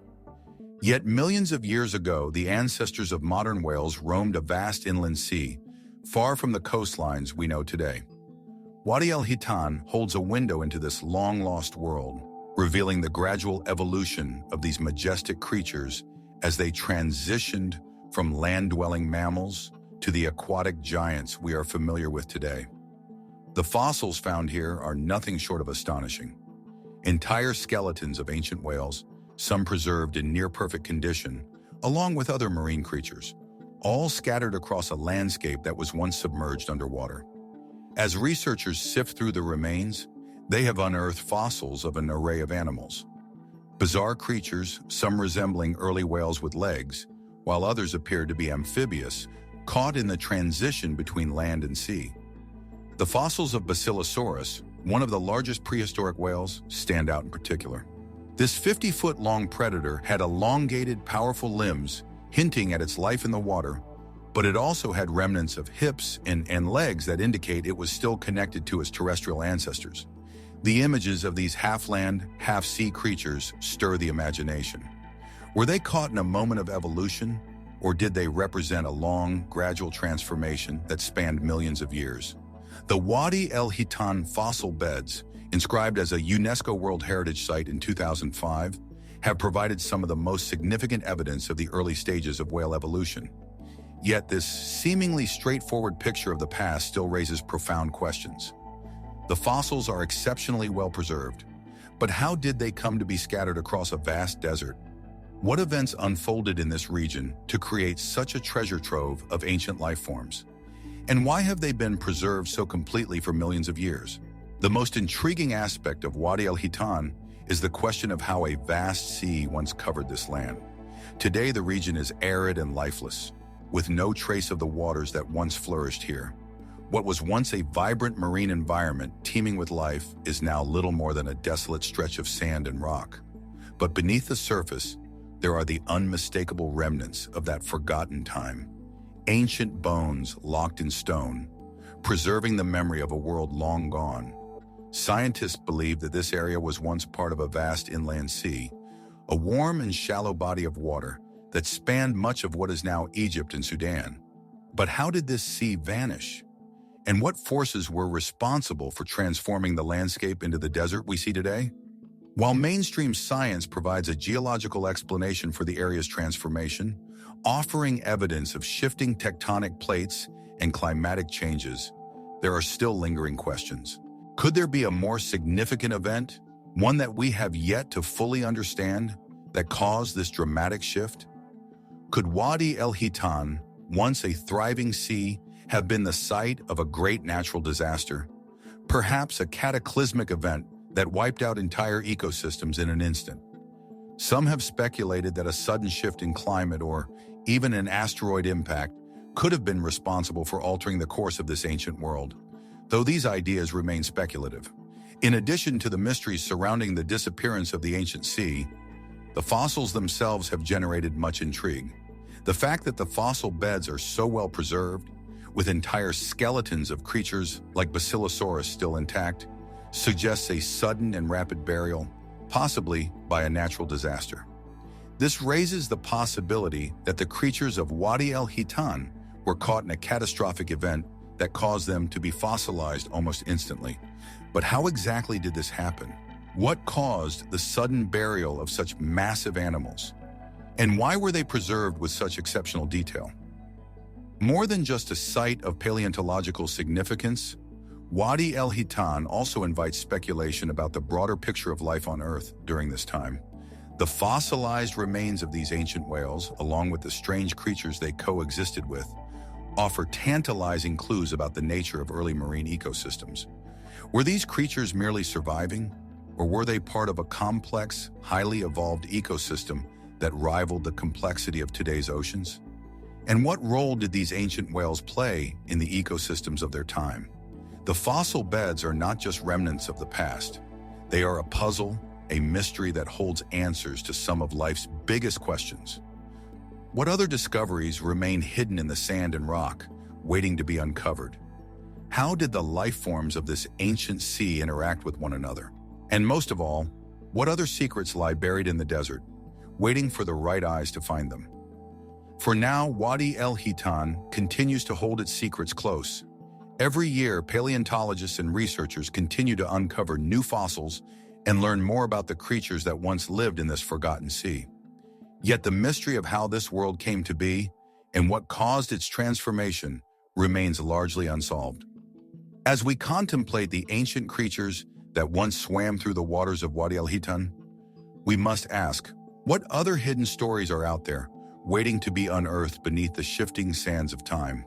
And what, if anything, are we missing in our understanding of this ancient world?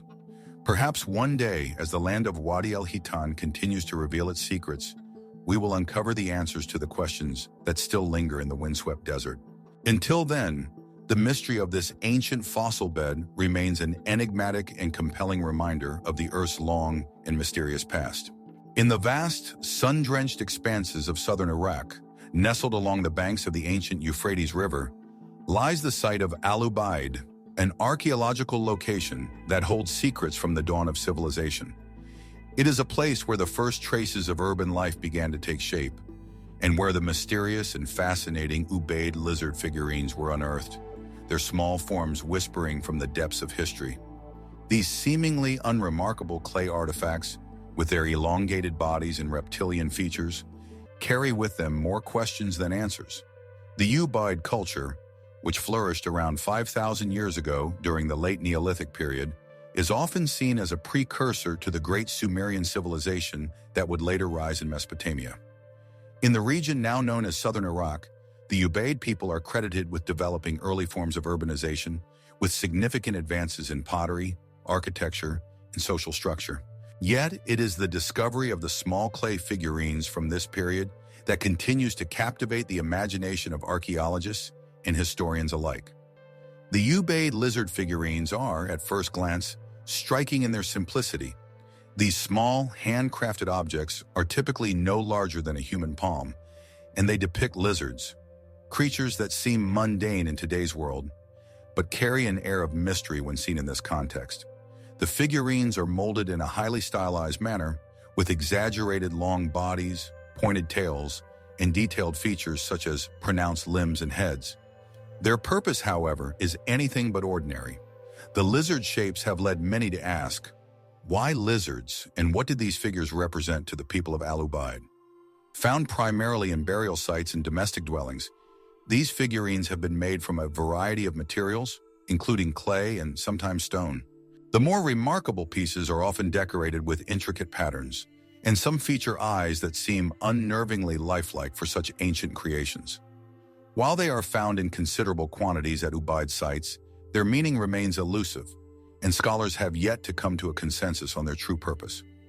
On one hand, the figurines may have been symbolic representations of lizards as a natural creature, something that held significance in the Ubaid worldview. Lizards are, after all, creatures of the earth, skilled at navigating both the land and the shadows.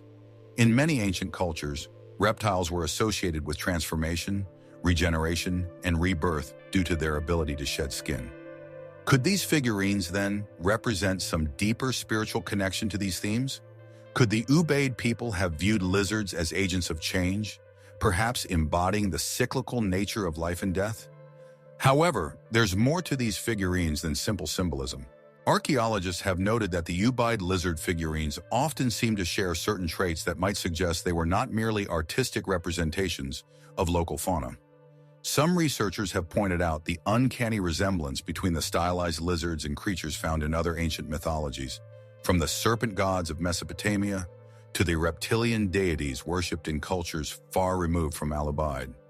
Did these figures possess a connection to a larger, shared mythological tradition that spanned time and space? In fact, some have speculated that the figurines could be a form of ancient ritualistic object, possibly linked to religious practices or belief systems.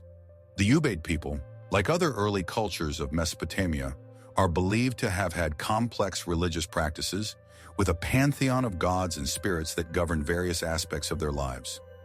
The presence of these lizard figurines in burial contexts is especially intriguing. Could they have served as offerings to the gods or been placed as protectors of the dead? Were they symbols of fertility or guardianship, ensuring safe passage to the afterlife, or perhaps representing a connection to the divine? What is particularly curious is the widespread presence of these lizard figurines across different Ubaid sites. Their ubiquity suggests that they were not just an isolated cultural artifact, but a symbol that transcended regional boundaries within the early Mesopotamian world. This raises the possibility that the figurines may have been part of a much larger network of shared cultural practices, perhaps even suggesting trade, migration, or the transmission of knowledge across vast distances. Were the Ubaid people alone in their reverence for the lizard? Or did other ancient civilizations also hold these creatures in high regard? The discovery of these figurines has also ignited more speculative theories, some of which venture into the realm of the unexplained. A few researchers, intrigued by the unusual nature of the figurines, have suggested that the lizard imagery might be a representation of something entirely outside the natural world, perhaps even a glimpse into ancient encounters with otherworldly beings. It is a theory, of course, grounded more in the imagination than in concrete evidence, but it speaks to the ongoing fascination with the ancient world's mysteries. Could the lizards depicted in these figurines have been symbolic of an encounter with beings from beyond the stars? Or perhaps they were representations of divine messengers, intermediaries between gods and humans? But perhaps the most intriguing aspect of the Ubaid lizard figurines is what they reveal about the culture that created them. The Ubaid people were among the earliest known inhabitants of southern Mesopotamia, a region that would later give rise to the great cities of Sumer, Akkad, and Babylon. In this sense, the figurines offer a glimpse into a world that predates written history, a world where symbols, objects, and rituals carried meanings that have since been lost to time. How much of the Ubaid belief system can we really know? Were these figurines part of a larger cosmological narrative, a story woven into the fabric of daily life? The fact that the lizard figurines appear in burial contexts in domestic settings suggests that they may have held a dual role, one as a ritualistic object for the dead and another as a talisman for the living. Could they have served as both a protective symbol and a means of ensuring that the forces of nature, represented by the lizard, were with the people in life as well as in death? As we stand before these diminutive, enigmatic artifacts, their true purpose remains shrouded in mystery. Were they simply representations of the Ubaid people's fascination with the creatures of their environment? Or were they deeply spiritual objects, tied to the very fabric of their beliefs and worldview? The answers may lie hidden in the sands of time, waiting for future generations to unearth more clues and piece together the meaning behind these ancient figurines. One thing is certain: the Ubaid lizard figurines are a testament to a time long past, a world whose beliefs and practices we can only begin to understand. And as we ponder the role these figurines played in the lives of the people who crafted them, we are left to wonder what other mysteries remain hidden beneath the surface of ancient cultures, waiting for the right questions to bring them into the light. In the arid landscapes of the Near East, scattered across the forgotten sands of time, ancient figurines have been discovered, small, intricately sculpted figures that evoke an eerie sense of familiarity and wonder. Among the most puzzling of these discoveries are the Nephilim figurines, relics whose existence blurs the lines between myth and history. They are small, often clay or stone figures, bearing exaggerated features, tall with broad faces, large eyes, and elongated limbs. Some appear human, while others are more fantastical, blending traits of both humans and creatures of legend. These figures, with their enigmatic expressions, seem to hold secrets beyond their simple forms, suggesting that they were not mere toys or idols, but something more significant, something that connects the ancient past with the stories that have shaped our world. The Nephilim figurines, discovered primarily in the ancient archaeological sites of the Near East, are tied to one of the oldest and most pervasive legends in human history, the story of the Nephilim. The Nephilim are mysterious beings mentioned in the Bible, specifically in the book of Genesis, where they are described as the offspring of the sons of God and the daughters of men. The ambiguity surrounding their nature has given rise to centuries of speculation, with some interpreting them as fallen angels, others as giant human hybrids, and still others as divine beings descended to earth. The figurines themselves, though not directly referenced in the biblical text, seem to echo these ancient myths, appearing in places that were once part of the great empires of the ancient Near East. Often, they are found in burial sites, suggesting a possible connection to rituals or worship. The materials used in their construction vary. Some are made of clay, others of stone, while some have been found to be crafted from more rare substances like bone or ivory. The craftsmanship of these figurines varies greatly, with some possessing detailed, almost lifelike features, while others are more abstract and crude in their depiction. What immediately strikes archaeologists and researchers about these figurines is their size and their proportions. The Nephilim, as described in ancient texts, were giants, beings of extraordinary size, and the figurines often reflect this idea with their exaggerated features, tall, imposing, and almost alien in their design. They do not resemble the typical depictions of gods or rulers found in other ancient artifacts. Instead, they appear to represent a category of beings that exist somewhere between the divine and the earthly, between myth and reality. The question that arises immediately is whether these figurines were created to represent the Nephilim themselves, or whether they were intended to invoke the myth of these creatures. Were they idols, venerated for their connection to these beings of legend? Or were they simply artistic interpretations of a culture's understanding of these ancient stories? The role of these figurines in the daily lives of those who created them remains shrouded in mystery, as there are few records from the time that offer concrete answers. Some scholars suggest that the figurines may have been used in ritualistic practices, perhaps in attempts to invoke the power of the Nephilim or to honor these beings as deities. After all, ancient cultures often used idols and figurines to represent their gods or to channel divine influence in their lives. These figurines, with their otherworldly appearance, may have been seen as conduits between the earthly realm and the divine or the supernatural. The Nephilim, being so intricately tied to the heavens and the earth, might have been seen as intermediaries, bridging the gap between human civilization and the divine forces that governed it. But the Nephilim figurines' connection to the Nephilim mythos is not the only aspect that sparks intrigue. The figures also raise questions about the broader cultural context in which they were created. The Near East, during the time these figurines were made, was home to many advanced civilizations, including the Sumerians, Babylonians, and later the Israelites. Each of these cultures had a rich tradition of mythology and religious belief, and many of their stories share common threads. The myth of the Nephilim is one such thread, appearing in various forms across different cultures. In the Sumerian tradition, for example, we find the story of the Anunnaki, deities that descended from the heavens to interact with humanity, often depicted as giants or as beings of great power. Some theorists suggest that the Nephilim may be an interpretation or evolution of these earlier myths, and that the figurines found in the region could be a cultural artifact that was passed down from one civilization to the next. The idea that ancient peoples shared a common understanding of these divine beings, whether interpreted as gods, giants, or fallen angels, is one that has intrigued researchers for centuries. Then there are the more speculative interpretations that emerge when examining the Nephilim figurines. Some fringe theorists have suggested that these figures could be representations of extraterrestrial visitors, beings from another world, who, according to some interpretations of ancient texts, may have been responsible for the creation of human civilization itself.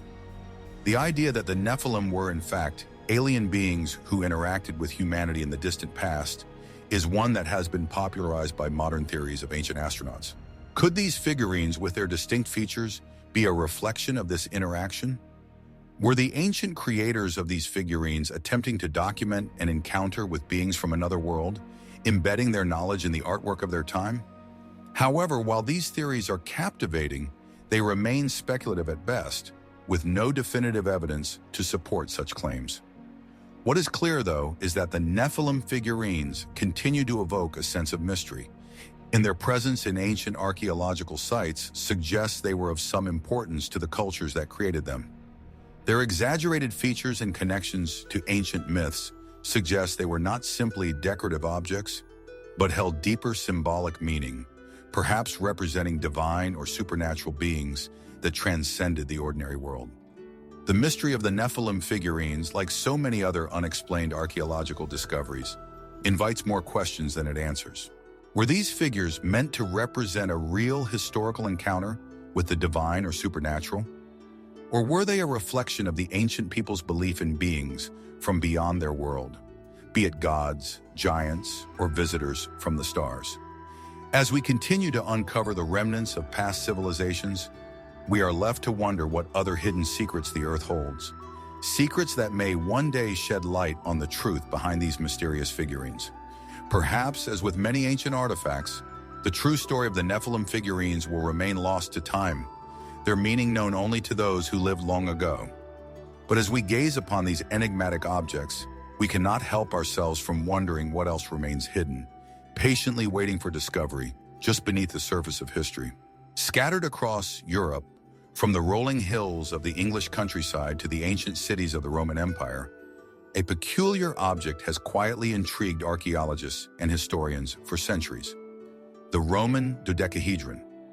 At first glance, it appears simple: a small, hollow object made of bronze or stone, with 12 flat faces, each with a circular hole in the center. Yet when placed in the palm of the hand, the mystery deepens. The faces are perfectly geometric, the edges sharp, and the size of each dodecahedron varies from small enough to fit into a hand to large objects that require both hands to lift. Some may wonder why such a small, unassuming object has baffled so many. The answer lies in the questions it raises. Who created it? What was its purpose? Why did the Romans, a civilization known for its technological advancements and architectural feats, produce such a mysterious artifact? And why did they create so many of them? The first recorded discovery of a Roman dodecahedron was in the 18th century in a town in northern Europe. But since then, hundreds have been unearthed in various locations, spanning the width and breadth of the Roman Empire. They have been found in places as far-flung as France, Germany, Switzerland, and the UK. Yet despite their widespread presence, their true purpose remains elusive. Some scholars have suggested that these objects were used for practical purposes, such as a type of measuring tool for surveying, or perhaps even a device used by Roman military units. Others, however, believe that the dodecahedrons may have been something far more symbolic, objects of ritual or mystical significance.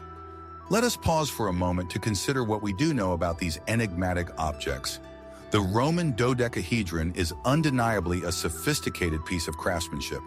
Its precise geometry hints at an advanced understanding of mathematics, and the fact that it has been found across such a wide geographical area points to its importance, or at least to its widespread use. But what was the reason behind its creation? And more importantly, why is there so much uncertainty surrounding its true function? Some archaeologists believe that the dodecahedrons were instruments used in the Roman military. Their design is such that it could fit over a pole, and many suggest that they were used as a type of measuring device, perhaps for calculating distances, surveying land, or mapping out military campaigns.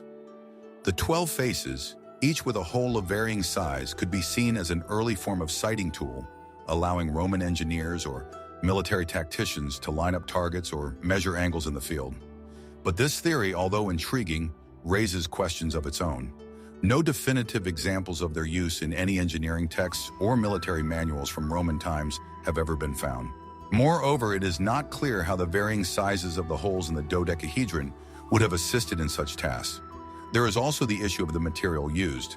The objects are often made of bronze or stone, materials that, while certainly durable, do not lend themselves easily to the task of precise engineering or measurement in the way that a modern instrument would.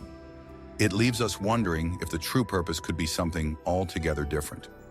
Moving away from the practical explanations, some researchers turn to the realm of the symbolic and the mystical. The dodecahedral structure, its 12 faces, each of which can be seen as representing a point of the compass, or the 12 months of the year, suggests that it might have had some ritualistic significance.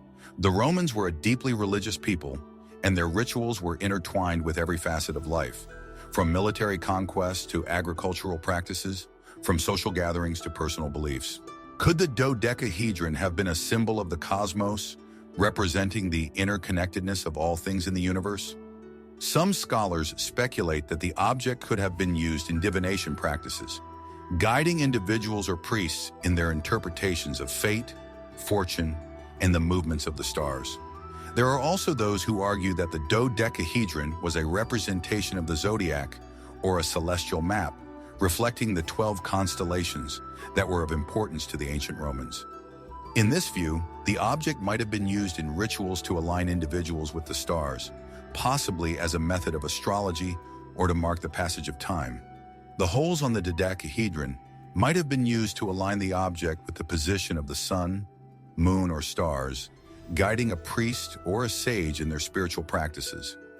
This theory leans heavily into the mysticism of the object, suggesting that it was far more than a simple tool. It was a conduit to the divine, a way to connect the material world with the heavens. Yet even as these theories remain compelling, there are still many who believe that the true purpose of the Roman dodecahedron may never be fully understood. Could it have served a role that we simply cannot fathom due to the gap in time and cultural understanding? Could it be that the dodecahedron was a tool for something so specific, so deeply embedded in the Roman world, that it defies our attempts to categorize it with modern concepts? Even more thought-provoking is the possibility that the dodecahedron represents something far beyond the practical or the mystical. Could this object in some way be connected to ideas or knowledge that the Romans had inherited from lost civilizations, from cultures whose understanding of geometry, astronomy, or even metaphysics was far beyond what we can comprehend today? The Roman dodecahedron is a symbol of the great mysteries of our past. Like many archaeological artifacts, it both fascinates and frustrates us. We look at it and we try to piece together its purpose using the fragments of knowledge we have. Yet the puzzle remains incomplete. The unanswered questions: what was its true function? Why was it so widespread? What did it represent? These are questions that linger, reminding us that history is far from fully understood. As we continue to search for answers, the Roman dodecahedron stands as a reminder that sometimes the most profound mysteries remain hidden just beneath the surface. Will we ever uncover the full truth behind its design and purpose? Or will it forever remain an enigma, challenging our understanding of the ancient world? In the heart of Egypt, nestled along the ancient Nile River, lies a remarkable artifact, an unfinished obelisk, partially hewn from the bedrock of Aswan. This colossal structure, abandoned long before its completion, has captured the imagination of archaeologists, historians, and curious onlookers alike. The sight of it is both awe-inspiring and haunting. The obelisk sits in the granite quarries of Aswan, a location historically known for supplying the stone that built some of Egypt's most iconic monuments. Its dimensions, had it been completed, would have made it the largest obelisk ever attempted, standing over 41 meters tall and weighing approximately 200 tons. To look at it today is to glimpse the scale of ancient ambition, frozen in time, its surface etched with the marks of ancient tools, yet unfinished, as though it were a monument to the very limits of human perseverance and skill.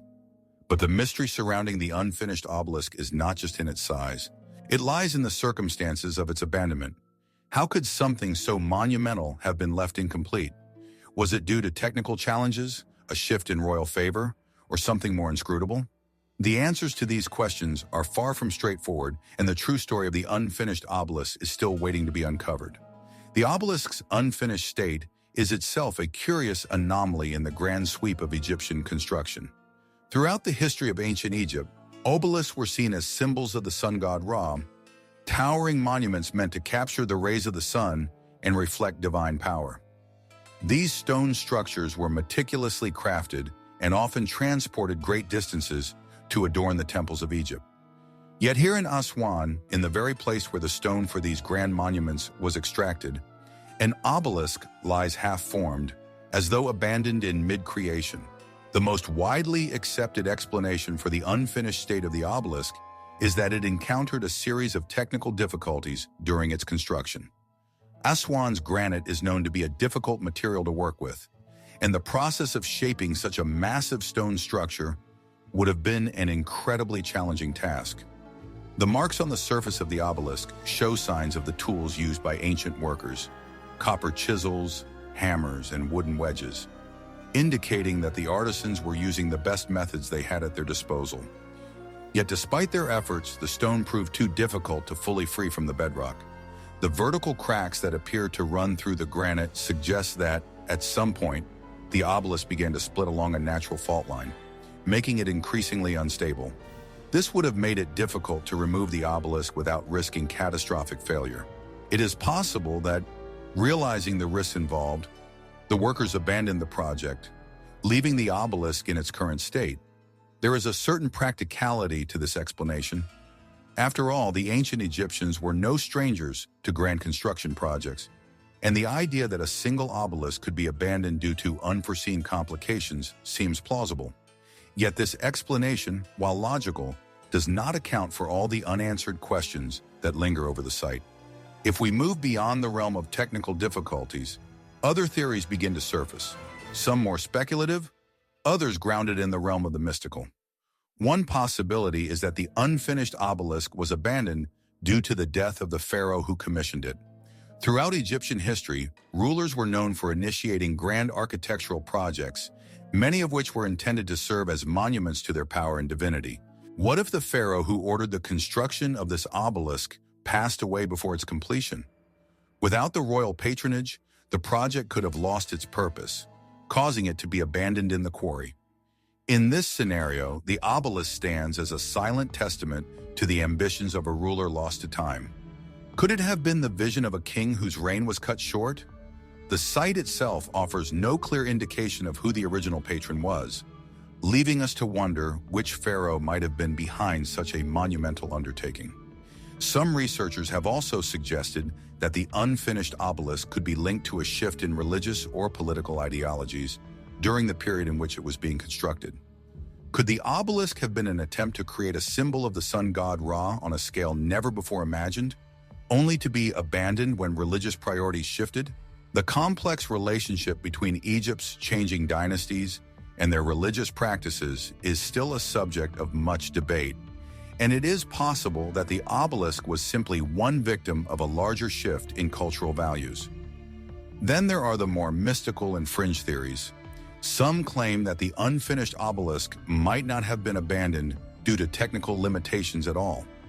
What if the workers had completed the carving and transport, but were struck by a sudden and unforeseen event, something that was out of their control? Could the unfinished obelisk be a symbol of a lost knowledge, an ancient technology too advanced for the period? Some have suggested that the ancient Egyptians, or perhaps even civilizations that preceded them, may have possessed technologies or methods for quarrying and working stone that have since been lost to history. The precision with which the ancient Egyptians shaped their stone monuments is still a marvel of engineering, and there are those who argue that such skills may have been more advanced than what we currently understand. Could the unfinished obelisk be an artifact that hints at a forgotten chapter of technological achievement, now lost to time? Others have gone even further, proposing that the obelisk is not a symbol of human ambition at all, but rather an artifact of extraterrestrial origin. The idea that ancient civilizations had contact with beings from other worlds has been a persistent theme in speculative archaeology. Could the obelisk, with its unusual size and the apparent difficulty in its construction, be the result of an attempt to replicate technologies or knowledge that came from outside our planet? Despite all the theories, one thing remains clear.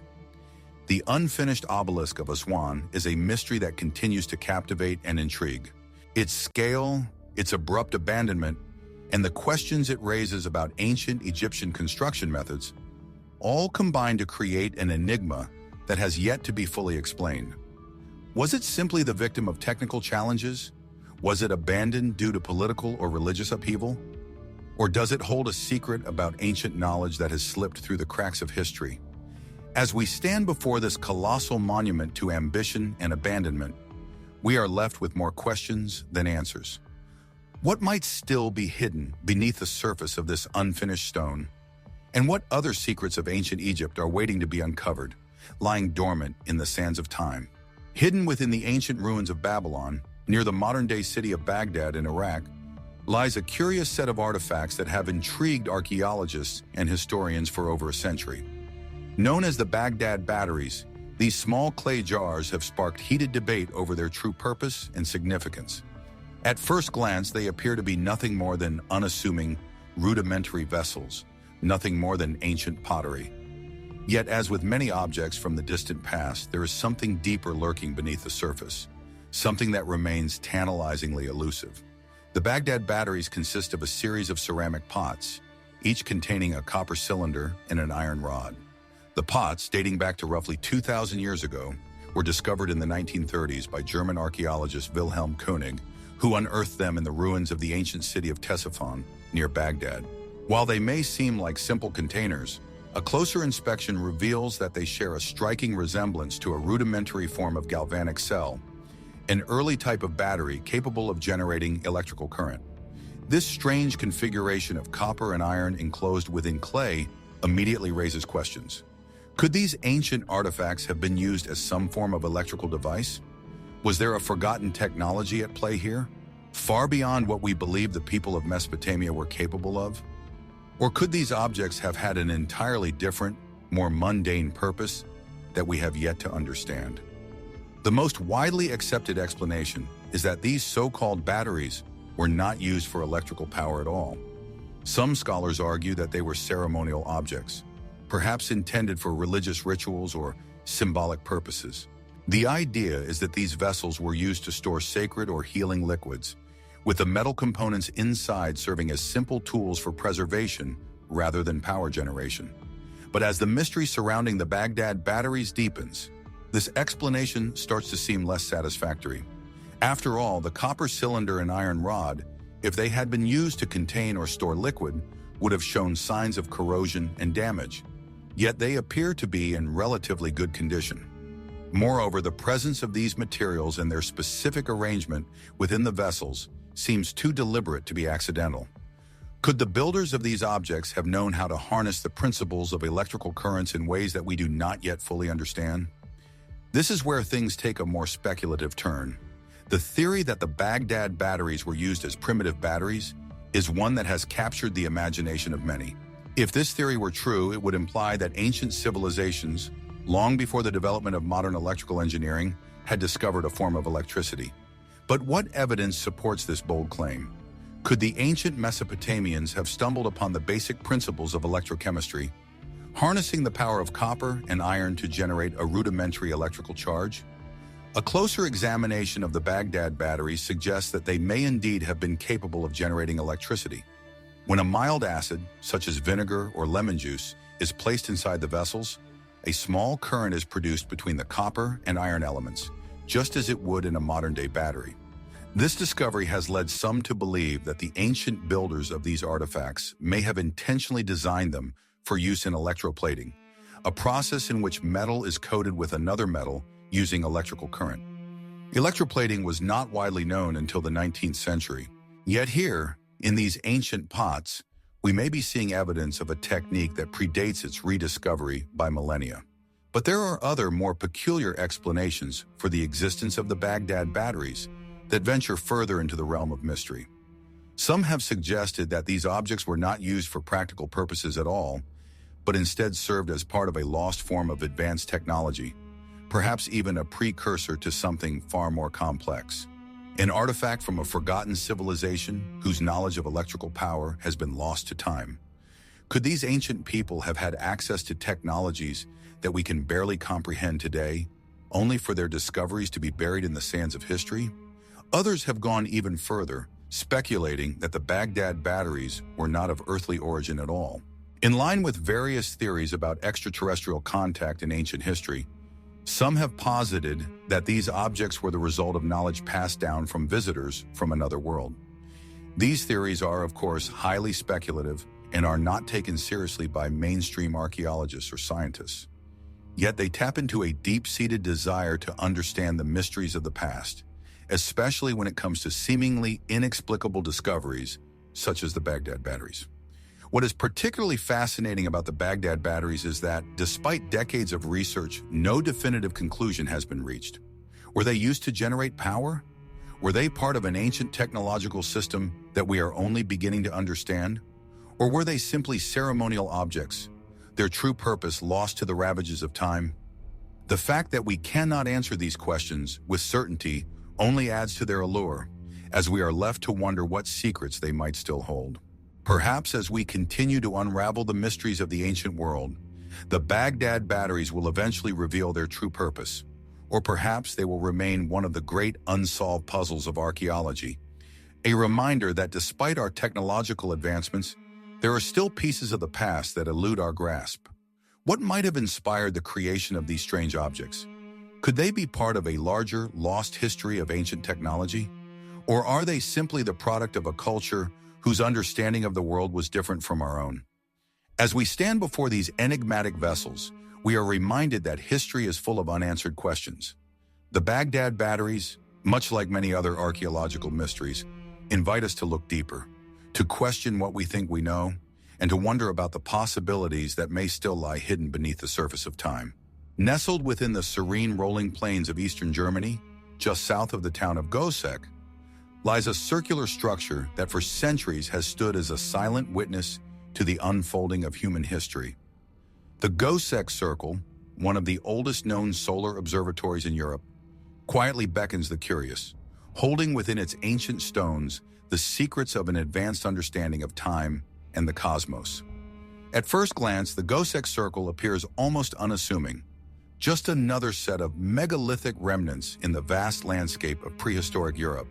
But as archaeologists and researchers have discovered, this ancient site is far more than it seems. What was once believed to be a mere collection of stones has revealed itself to be an intricate and purposeful construction, precisely aligned with the movements of the sun.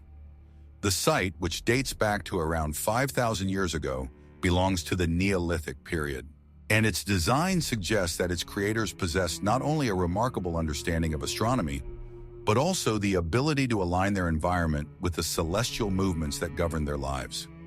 The Gossec Circle is a perfect circle, measuring approximately 75 meters in diameter, surrounded by a ditch and a series of concentric timber palisades. In its center stands a set of posts, marking the axis around which the entire structure is arranged. What sets this site apart from other prehistoric monuments, however, is its precision, particularly its alignment with the sun's movement during the winter solstice. On this day, the shortest day of the year, the sun rises and sets in exact alignment with the entrance of the circle. A phenomenon that suggests the Gossec Circle may have been used as a kind of calendar, tracking the solar cycle with remarkable accuracy. This level of astronomical knowledge raises a fascinating question. How did the people who built the Gossec Circle acquire such an intricate understanding of the natural world? It seems unlikely that they merely stumbled upon the concept of solstices and equinoxes by chance. Instead, it points to a deeper, more purposeful connection between these ancient builders and the skies above. Could the Gossec Circle have been part of an even larger network of astronomical observatories across ancient Europe? Was there a tradition of celestial observation that we have yet to fully understand? The mainstream explanation is that the Gossec Circle served as a ritualistic site, a center for observing the movements of the sun to mark the changing of the seasons, perhaps with religious or agricultural significance. This theory is supported by the fact that other similar structures from the same period, like Stonehenge and the Ring of Brodgar in Scotland, share similar astronomical alignments. It is plausible that the Gossec Circle, like these other sites, was used for ceremonial purposes, possibly tied to harvests, fertility rites, or the worship of solar deities. Yet the Gossec Circle's precise construction, coupled with its alignment with such an important celestial event, hints at something more. Some researchers speculate that this site might have been part of a larger cultural or technological exchange network, where communities shared knowledge of astronomical observation and mathematical principles long before written records. Could it be that the builders of the Göbekli Circle were not only marking the seasons, but also harnessing a deeper, more profound knowledge of the cosmos that extended beyond agriculture or religious ritual? Even more intriguing is the question of what this knowledge was used for. Was the Göbekli Circle simply a site for observing and marking time, or did it have a more practical function? Some have proposed that it could have been used to track lunar cycles as well, a key element in ancient calendrical systems. Others have suggested that the Göbekli Circle may have served as an early form of astronomical education, a place where the mysteries of the stars were passed down to the next generation, or even a site for complex astronomical rituals aimed at ensuring the community's survival. As with many ancient structures, the true purpose of the Göbekli Circle remains elusive. Its alignment with the sun is undeniable. Yet we can only speculate as to whether this was purely ceremonial or whether it was part of a larger, more intricate understanding of the universe. Could it have been a tool for a sophisticated form of timekeeping, as some have argued, perhaps used to predict celestial events far in advance? Or was it an object of worship, a way of bringing the community into harmony with the natural rhythms of the earth and sky? And if we look beyond the mainstream interpretations, there are even more fringe theories. Some have suggested that the Göbekli Circle could have been connected to a long-lost civilization with an advanced understanding of astronomy, perhaps even one that predated the rise of Mesopotamian and Egyptian civilizations. Others have raised the possibility that this structure, along with similar sites, was part of a widespread network of sacred locations, each one aligned to specific celestial phenomena, perhaps serving a global purpose that we are only now beginning to unravel. The Göbekli Circle is not just a relic of the past. It is a puzzle that still holds many of its pieces just out of reach. As we study it, we are reminded that even as we uncover the layers of human history, some questions remain unanswered, some mysteries still unsolved. What did the people of Göbekli understand about the world that we have forgotten or never known? What did they see in the movements of the stars that we have yet to fully grasp? And so, as we stand before the weathered stones of the Göbekli Circle, we are left with a sense of wonder, knowing that while we may have uncovered much, the answers to some of humanity's oldest questions remain just beyond our reach.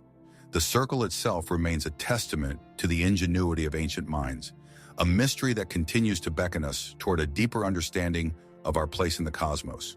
Nestled in the heart of Mesoamerica, amid the ruins of ancient cities and sprawling jungles, a set of curious artifacts continues to captivate archaeologists and enthusiasts alike. These are the Mesoamerican tripod vessels, distinct ceramic pieces that have appeared in the ancient civilizations of the Maya, Zapotec, and Olmec. Their striking design, combined with their mysterious origins and purposes, has sparked centuries of speculation. The vessels, generally small and footed, stand on three sturdy legs, hence the name tripod. Their surfaces are often adorned with intricate designs, including geometric patterns, animal motifs, and occasionally even faces, lending them an almost otherworldly appearance. But what makes these vessels particularly intriguing is the lack of definitive understanding regarding their function. While their shapes suggest they were used for practical purposes, perhaps as containers for liquids or food, the true reason behind their design remains elusive. What did these vessels mean to the ancient people who crafted them? Were they purely utilitarian, or did they have a more sacred ceremonial purpose? The most commonly accepted theory is that these vessels served as ceremonial objects. Their distinct form and decorated surfaces indicate that they were likely used in religious or ritual contexts, perhaps to hold offerings for gods or to serve as vessels in sacred feasts. The Maya, known for their complex belief systems and elaborate ceremonies, may have seen these tripod vessels as tools to communicate with the divine. After all, in Mesoamerican cultures, the act of eating or drinking was often imbued with deep spiritual significance. The tripod design itself, with its stable base, might have symbolized balance and order, two concepts that were essential in the cosmology of these ancient civilizations. Yet, as with many archaeological discoveries, the tripod vessels are far more than they appear at first glance. Some scholars believe that their function may have extended beyond mere religious symbolism. In certain regions, these vessels have been found in contexts suggesting that they were used in funerary practices, perhaps as part of burial rituals, where they could have been placed beside the deceased as offerings for the journey to the afterlife. In these cases, the vessel's sturdy, stable design could represent a sense of permanence, an anchor for the deceased soul as it moved into the next world. But as the mystery deepens, so do the questions. If the vessels were meant solely for ceremonial use, why did they appear in such a wide variety of forms and sizes? Some have been found in homes, suggesting they might have also served a domestic purpose. Could these vessels, with their tripod design, have been used for something as simple as cooking or holding water in daily life? It is possible, but the elaborate artistry on many of the vessels raises further doubts. Why take the time to craft something so ornate for something as mundane as a cooking pot? Could it be that the tripod vessels held a different kind of significance, one that transcended the practical? The very structure of the vessels, designed to stand firmly on three legs, could imply a deeper, more profound meaning. Some have suggested that the tripod design might reflect the Mesoamerican concept of the three-part world, the underworld, the earth, and the heavens. If so, the vessels could symbolize a bridge between the realms, serving as tools for spiritual transition or cosmic balance. This theory, while speculative, finds some support in the complex religious beliefs of the ancient Mesoamerican people, who often viewed their world through a lens of dualities and cycles. Even more intriguing is the possibility that these vessels could have been used in some form of ritualistic practice that we have yet to fully understand. The shape and decoration of the vessels vary widely, with some bearing intricate representations of animals, gods, or mythological figures. In certain instances, the presence of animal motifs, particularly birds and jaguars, could suggest that the vessels were tied to specific deities or aspects of nature. The jaguar, for example, was a powerful symbol in Mesoamerican cultures, often associated with the underworld and with the shamanic journey. Could these vessels have been used in rites designed to connect with these powerful spirits? But there is another, more curious possibility that looms in the background of this mystery. What if these vessels were part of a more complex cosmological system, one that we are only beginning to uncover? Some fringe theories posit that the tripod vessels were not just religious or ceremonial tools, but might have had a far more advanced purpose, perhaps even a scientific or astronomical one. After all, Mesoamerican civilizations such as the Maya were known for their sophisticated understanding of the stars, time, and the movements of celestial bodies. Could these vessels, with their stable three-legged design, have been used in astronomical observations or calculations in ways we have yet to grasp? Was there a purpose to their design that goes beyond the scope of known Mesoamerican religion and ritual? The enigma of the tripod vessels remains an open question, one that continues to elude clear answers. We may never fully understand the meaning behind their intricate forms and the ritual significance they held. However, the presence of these vessels in Mesoamerican sites across centuries offers a glimpse into a worldview that was deeply connected to the forces of nature in the unseen realms. Through their creation, these ancient people left behind not just physical objects, but symbols that still speak to us across millennia, hinting at a knowledge and spirituality far more complex than we may yet comprehend. And so we are left to wonder, what do these vessels truly represent? Were they simply ceremonial objects, or do they hold a deeper, more esoteric meaning? Was their design inspired by something we have yet to understand, perhaps an ancient connection to the natural world, the cosmos, or even something beyond our current grasp of knowledge? As we continue to explore the mysteries of the Mesoamerican tripod vessels, we are reminded that, like many ancient artifacts, their true significance may remain just out of reach, forever inviting us to seek answers in the spaces between what we know and what we have yet to discover. Along the rugged coastline of Japan, standing tall against the windswept shores, a series of ancient stones silently bear witness to a long-forgotten history. These are the tsunami stones, stone monuments scattered across the landscape, inscribed with warnings about the destructive power of tsunamis. Erected centuries ago, their presence raises an unsettling question. How did the people who placed them here know the profound and violent force of tsunamis long before modern scientific understanding? The stones often found in the coastal regions of Japan are unassuming at first glance. Some are simple granite slabs, while others are large boulders, their surfaces etched with inscriptions, many of which have worn with age. These stones, however, are not just ordinary markers. They were placed deliberately by communities who had lived through or perhaps even witnessed catastrophic waves of water crashing onto the land. Each inscription, often a set of instructions or warnings, offers a chilling glimpse into an ancient understanding of the dangers posed by the sea. The tsunami stones are not a singular phenomenon. They are scattered across Japan's eastern and northern coasts from the island of Honshu to the shores of the Tohoku region. Some of these stones are believed to date back as far as the 16th century, while others are more recent, erected as recently as the early 20th century. Each one bears a message etched in kanji, which seems to urge future generations to heed the lessons of the past. Do not build houses below this point, or this is the highest point reached by the tsunami of the year.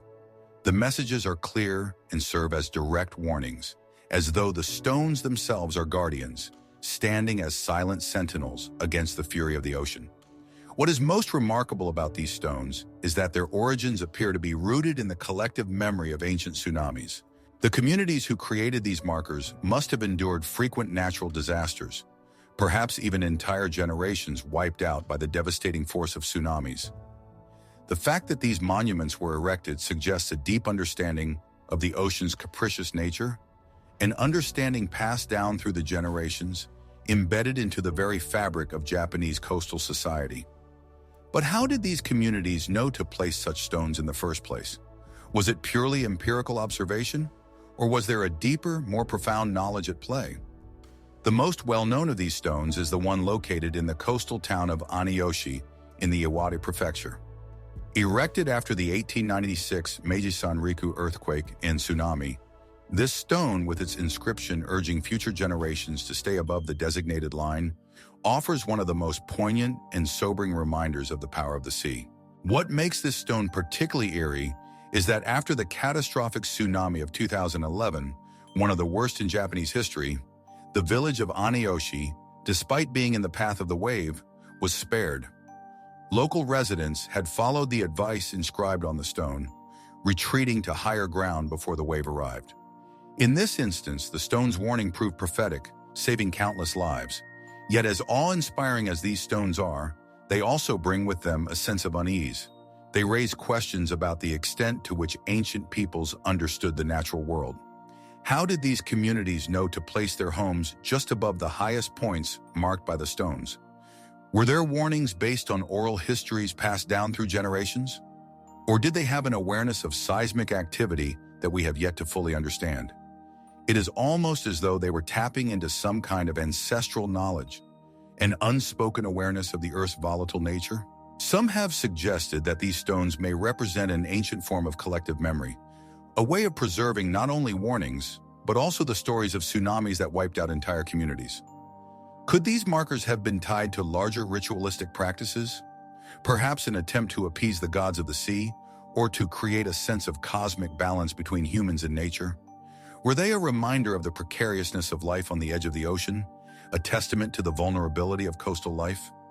In certain cases, some of the inscriptions on the stones are accompanied by other forms of documentation, such as wooden plaques or written records, which describe specific events in history, including the names of those who perished during the tsunamis. These personal accounts seem to link the stones directly to the collective experience of these catastrophic events, allowing future generations to remember not only the physical destruction, but the human cost as well. The connection between the stones and human survival is profound, as if the stones themselves had become imbued with the memory of those who lived and died by the sea. However, there is still much that remains unanswered about these ancient markers. Some have speculated that the stones may have been part of a larger network of early warning systems, designed to protect the people from natural disasters.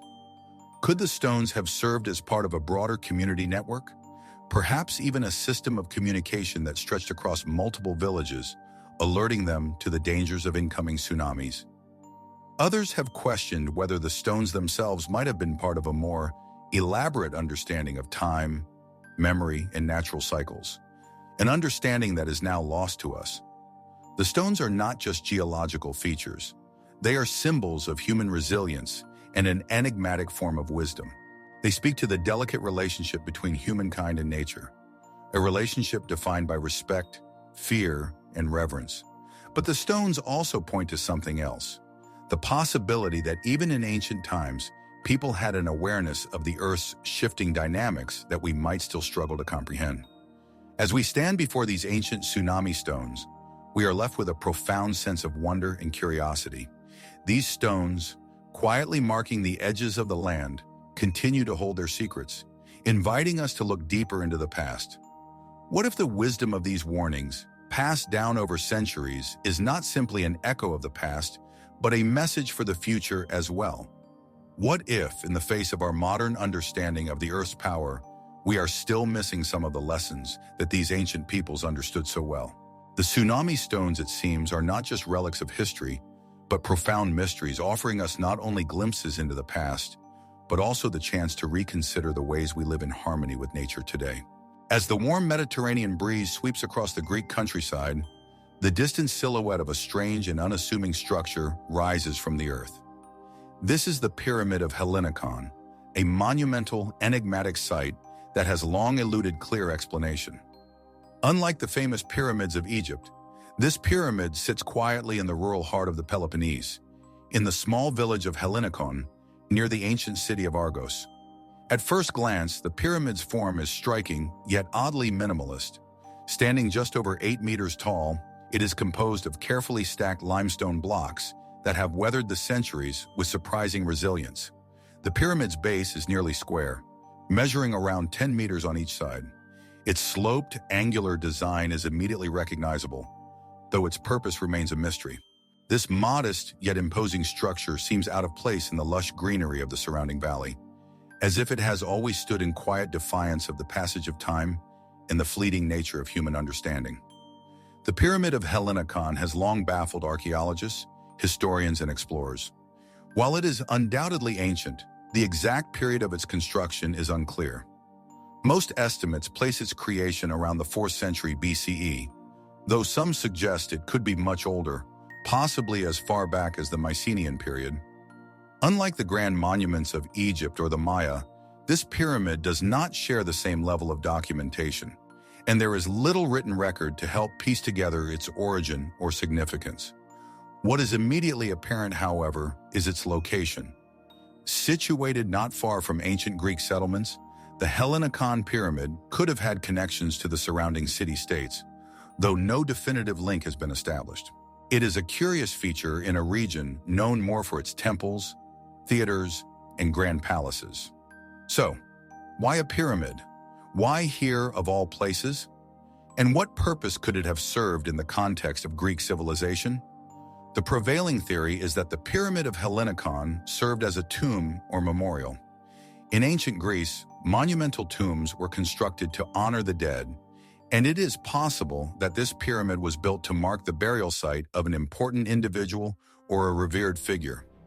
Much like the grand burial mounds found in Mycenaean culture, the structure's relatively small size compared to the vast pyramids of Egypt suggests that it may have been a local rather than national memorial dedicated to someone of significant regional importance. Yet, as with many archaeological sites, there are discrepancies and unanswered questions. While the pyramid's form is certainly reminiscent of a tomb, no evidence has been found to support the idea that it contains human remains. Excavations have revealed no trace of a burial chamber inside, nor any funerary artifacts. This lack of physical evidence leads some to question whether the pyramid truly served as a tomb, or whether it might have had a different purpose altogether. In fact, the structure's resemblance to other pyramidal structures found across the Mediterranean has led some to speculate that the Hellinikon pyramid may not have been a burial site at all. Could it have been a temple or a ceremonial site?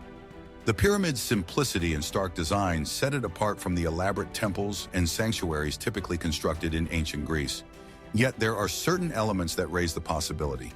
In particular, the alignment of the pyramid and its position relative to the surrounding landscape suggests that it may have been carefully placed to mark a significant astronomical event or celestial alignment.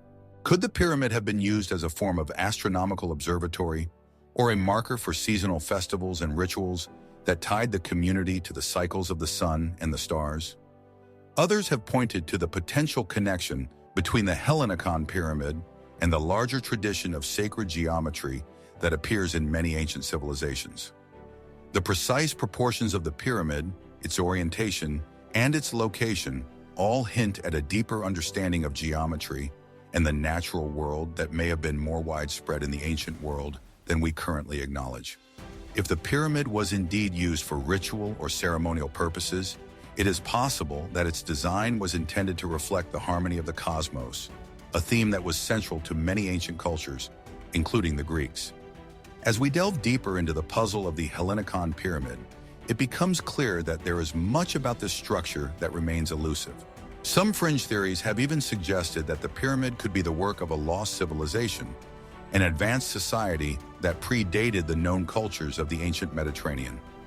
These theories point to the fact that there are no clear connections between the Hellenikon pyramid and any known architectural traditions of ancient Greece, suggesting that its builders could have come from a completely different culture. While this theory remains speculative and unsupported by concrete evidence, it speaks to the wider sense of mystery surrounding the pyramid and its origins. Still, the idea that the Hellenikon pyramid could be the product of a forgotten civilization is one of the more extreme interpretations. More grounded theories suggest that the pyramid may have been influenced by other pyramid-building cultures in the Mediterranean or the Near East. Perhaps it was inspired by the early Egyptian pyramids, or even by the larger tradition of burial mounds and tumuli found in Europe. Yet despite these possible connections, the Hellenikon pyramid stands apart, enigmatic and alone in its simplicity, defying easy categorization. One of the most striking features of the pyramid is the fact that despite the many theories, no one has yet been able to definitively determine its original purpose. Was it a tomb, a temple, or something else entirely? And why, after centuries of research and exploration, does this small structure still elude full understanding? What we are left with, then, is a site that speaks to us across millennia, inviting contemplation and speculation. The Pyramid of Hellenikon is a quiet reminder that there are still mysteries buried beneath the surface of the ancient world, puzzles waiting to be solved, secrets yet to be uncovered. As we stand before its weathered stones, we are reminded that the past holds many unsolved questions, and perhaps some mysteries are meant to remain just out of reach, urging us to look deeper into the shadowy recesses of history.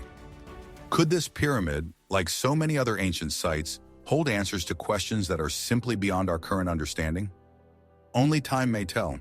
High in the arid, windswept plains of southern Peru, in the heart of the Nazca Desert, lies a sprawling and enigmatic site, Toro Muerto. Far from the tourist throngs that flock to the famous Nazca lines, this remote location holds its own silent mystery. Here the earth is marked with thousands of petroglyphs, intricate carvings that stretch across the rocky landscape like an ancient message, preserved through centuries of weathering and time. These petroglyphs, often called the Toro Muerto rock art, are some of the most extensive and impressive examples of pre-Columbian artwork in South America. Yet they remain shrouded in mystery. The site itself is starkly beautiful.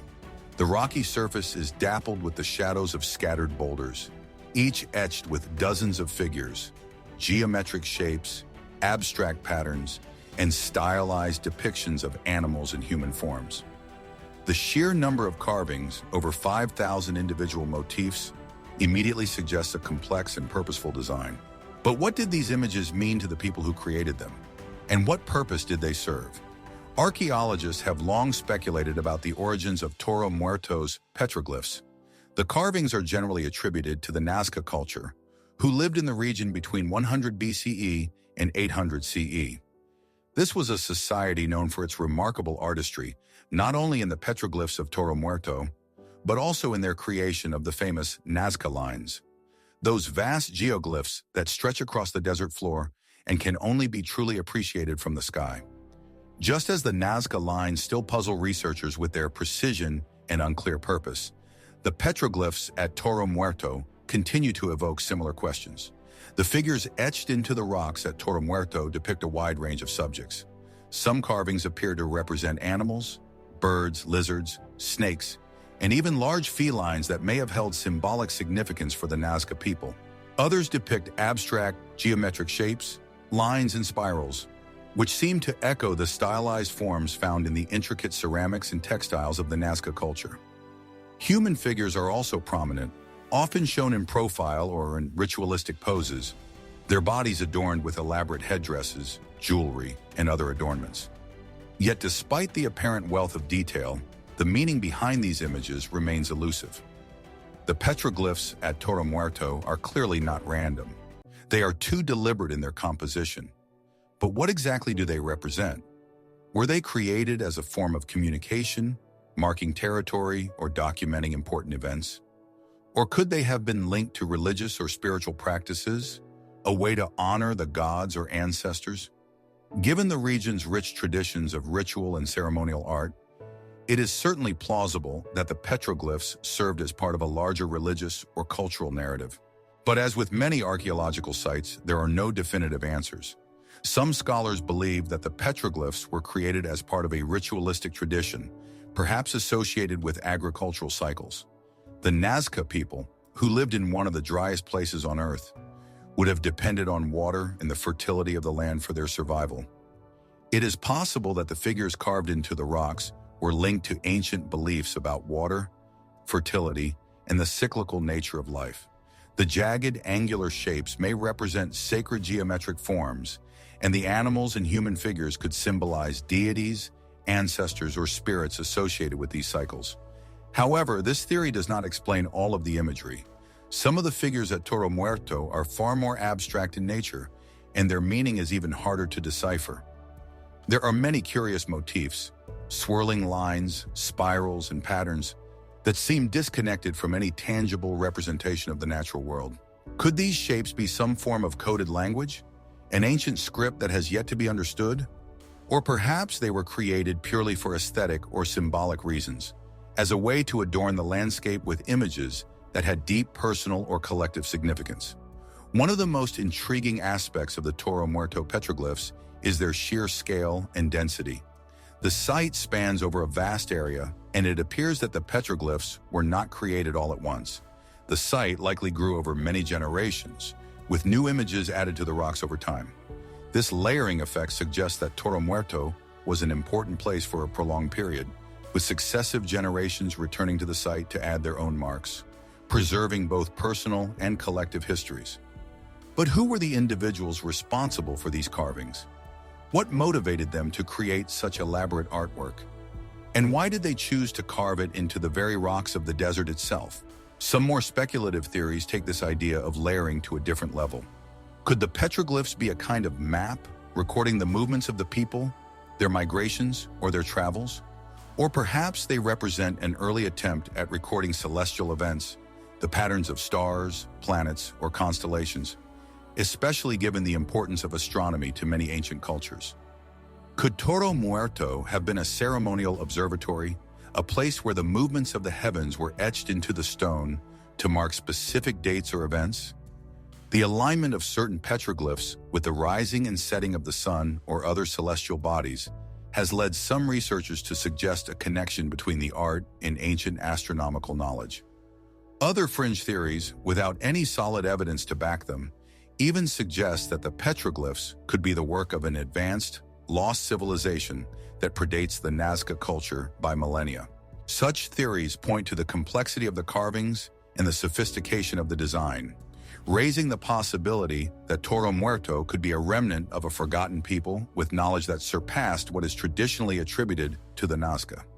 Despite these more speculative ideas, mainstream scholars continue to regard Toro Muerto as a significant site within the broader context of Nazca culture and its artistic traditions. While the site's purpose and meaning remain unknown, There is no denying the incredible effort and skill required to create such a vast and intricate array of carvings. The mystery of Toro Muerto lingers not only because of the unanswered questions surrounding the site's purpose, but also because of the sheer wonder that these ancient petroglyphs provoke. Each carving is a glimpse into the past, an enduring message from a people long gone, but whose presence still resonates in the desert winds. As we contemplate these symbols, etched into the rocks and weathered by time, we are reminded that some stories, no matter how much we try to decode them, remain tantalizingly beyond our grasp. Could the petroglyphs of Toro Muerto hold secrets that are still hidden beneath the surface of the earth? Perhaps the answers are lost to time, waiting for the right moment to reveal themselves. Or maybe the mystery is meant to remain just out of reach, urging us to continue searching, to look deeper into the landscapes of the past, where hidden truths may still be waiting to be uncovered.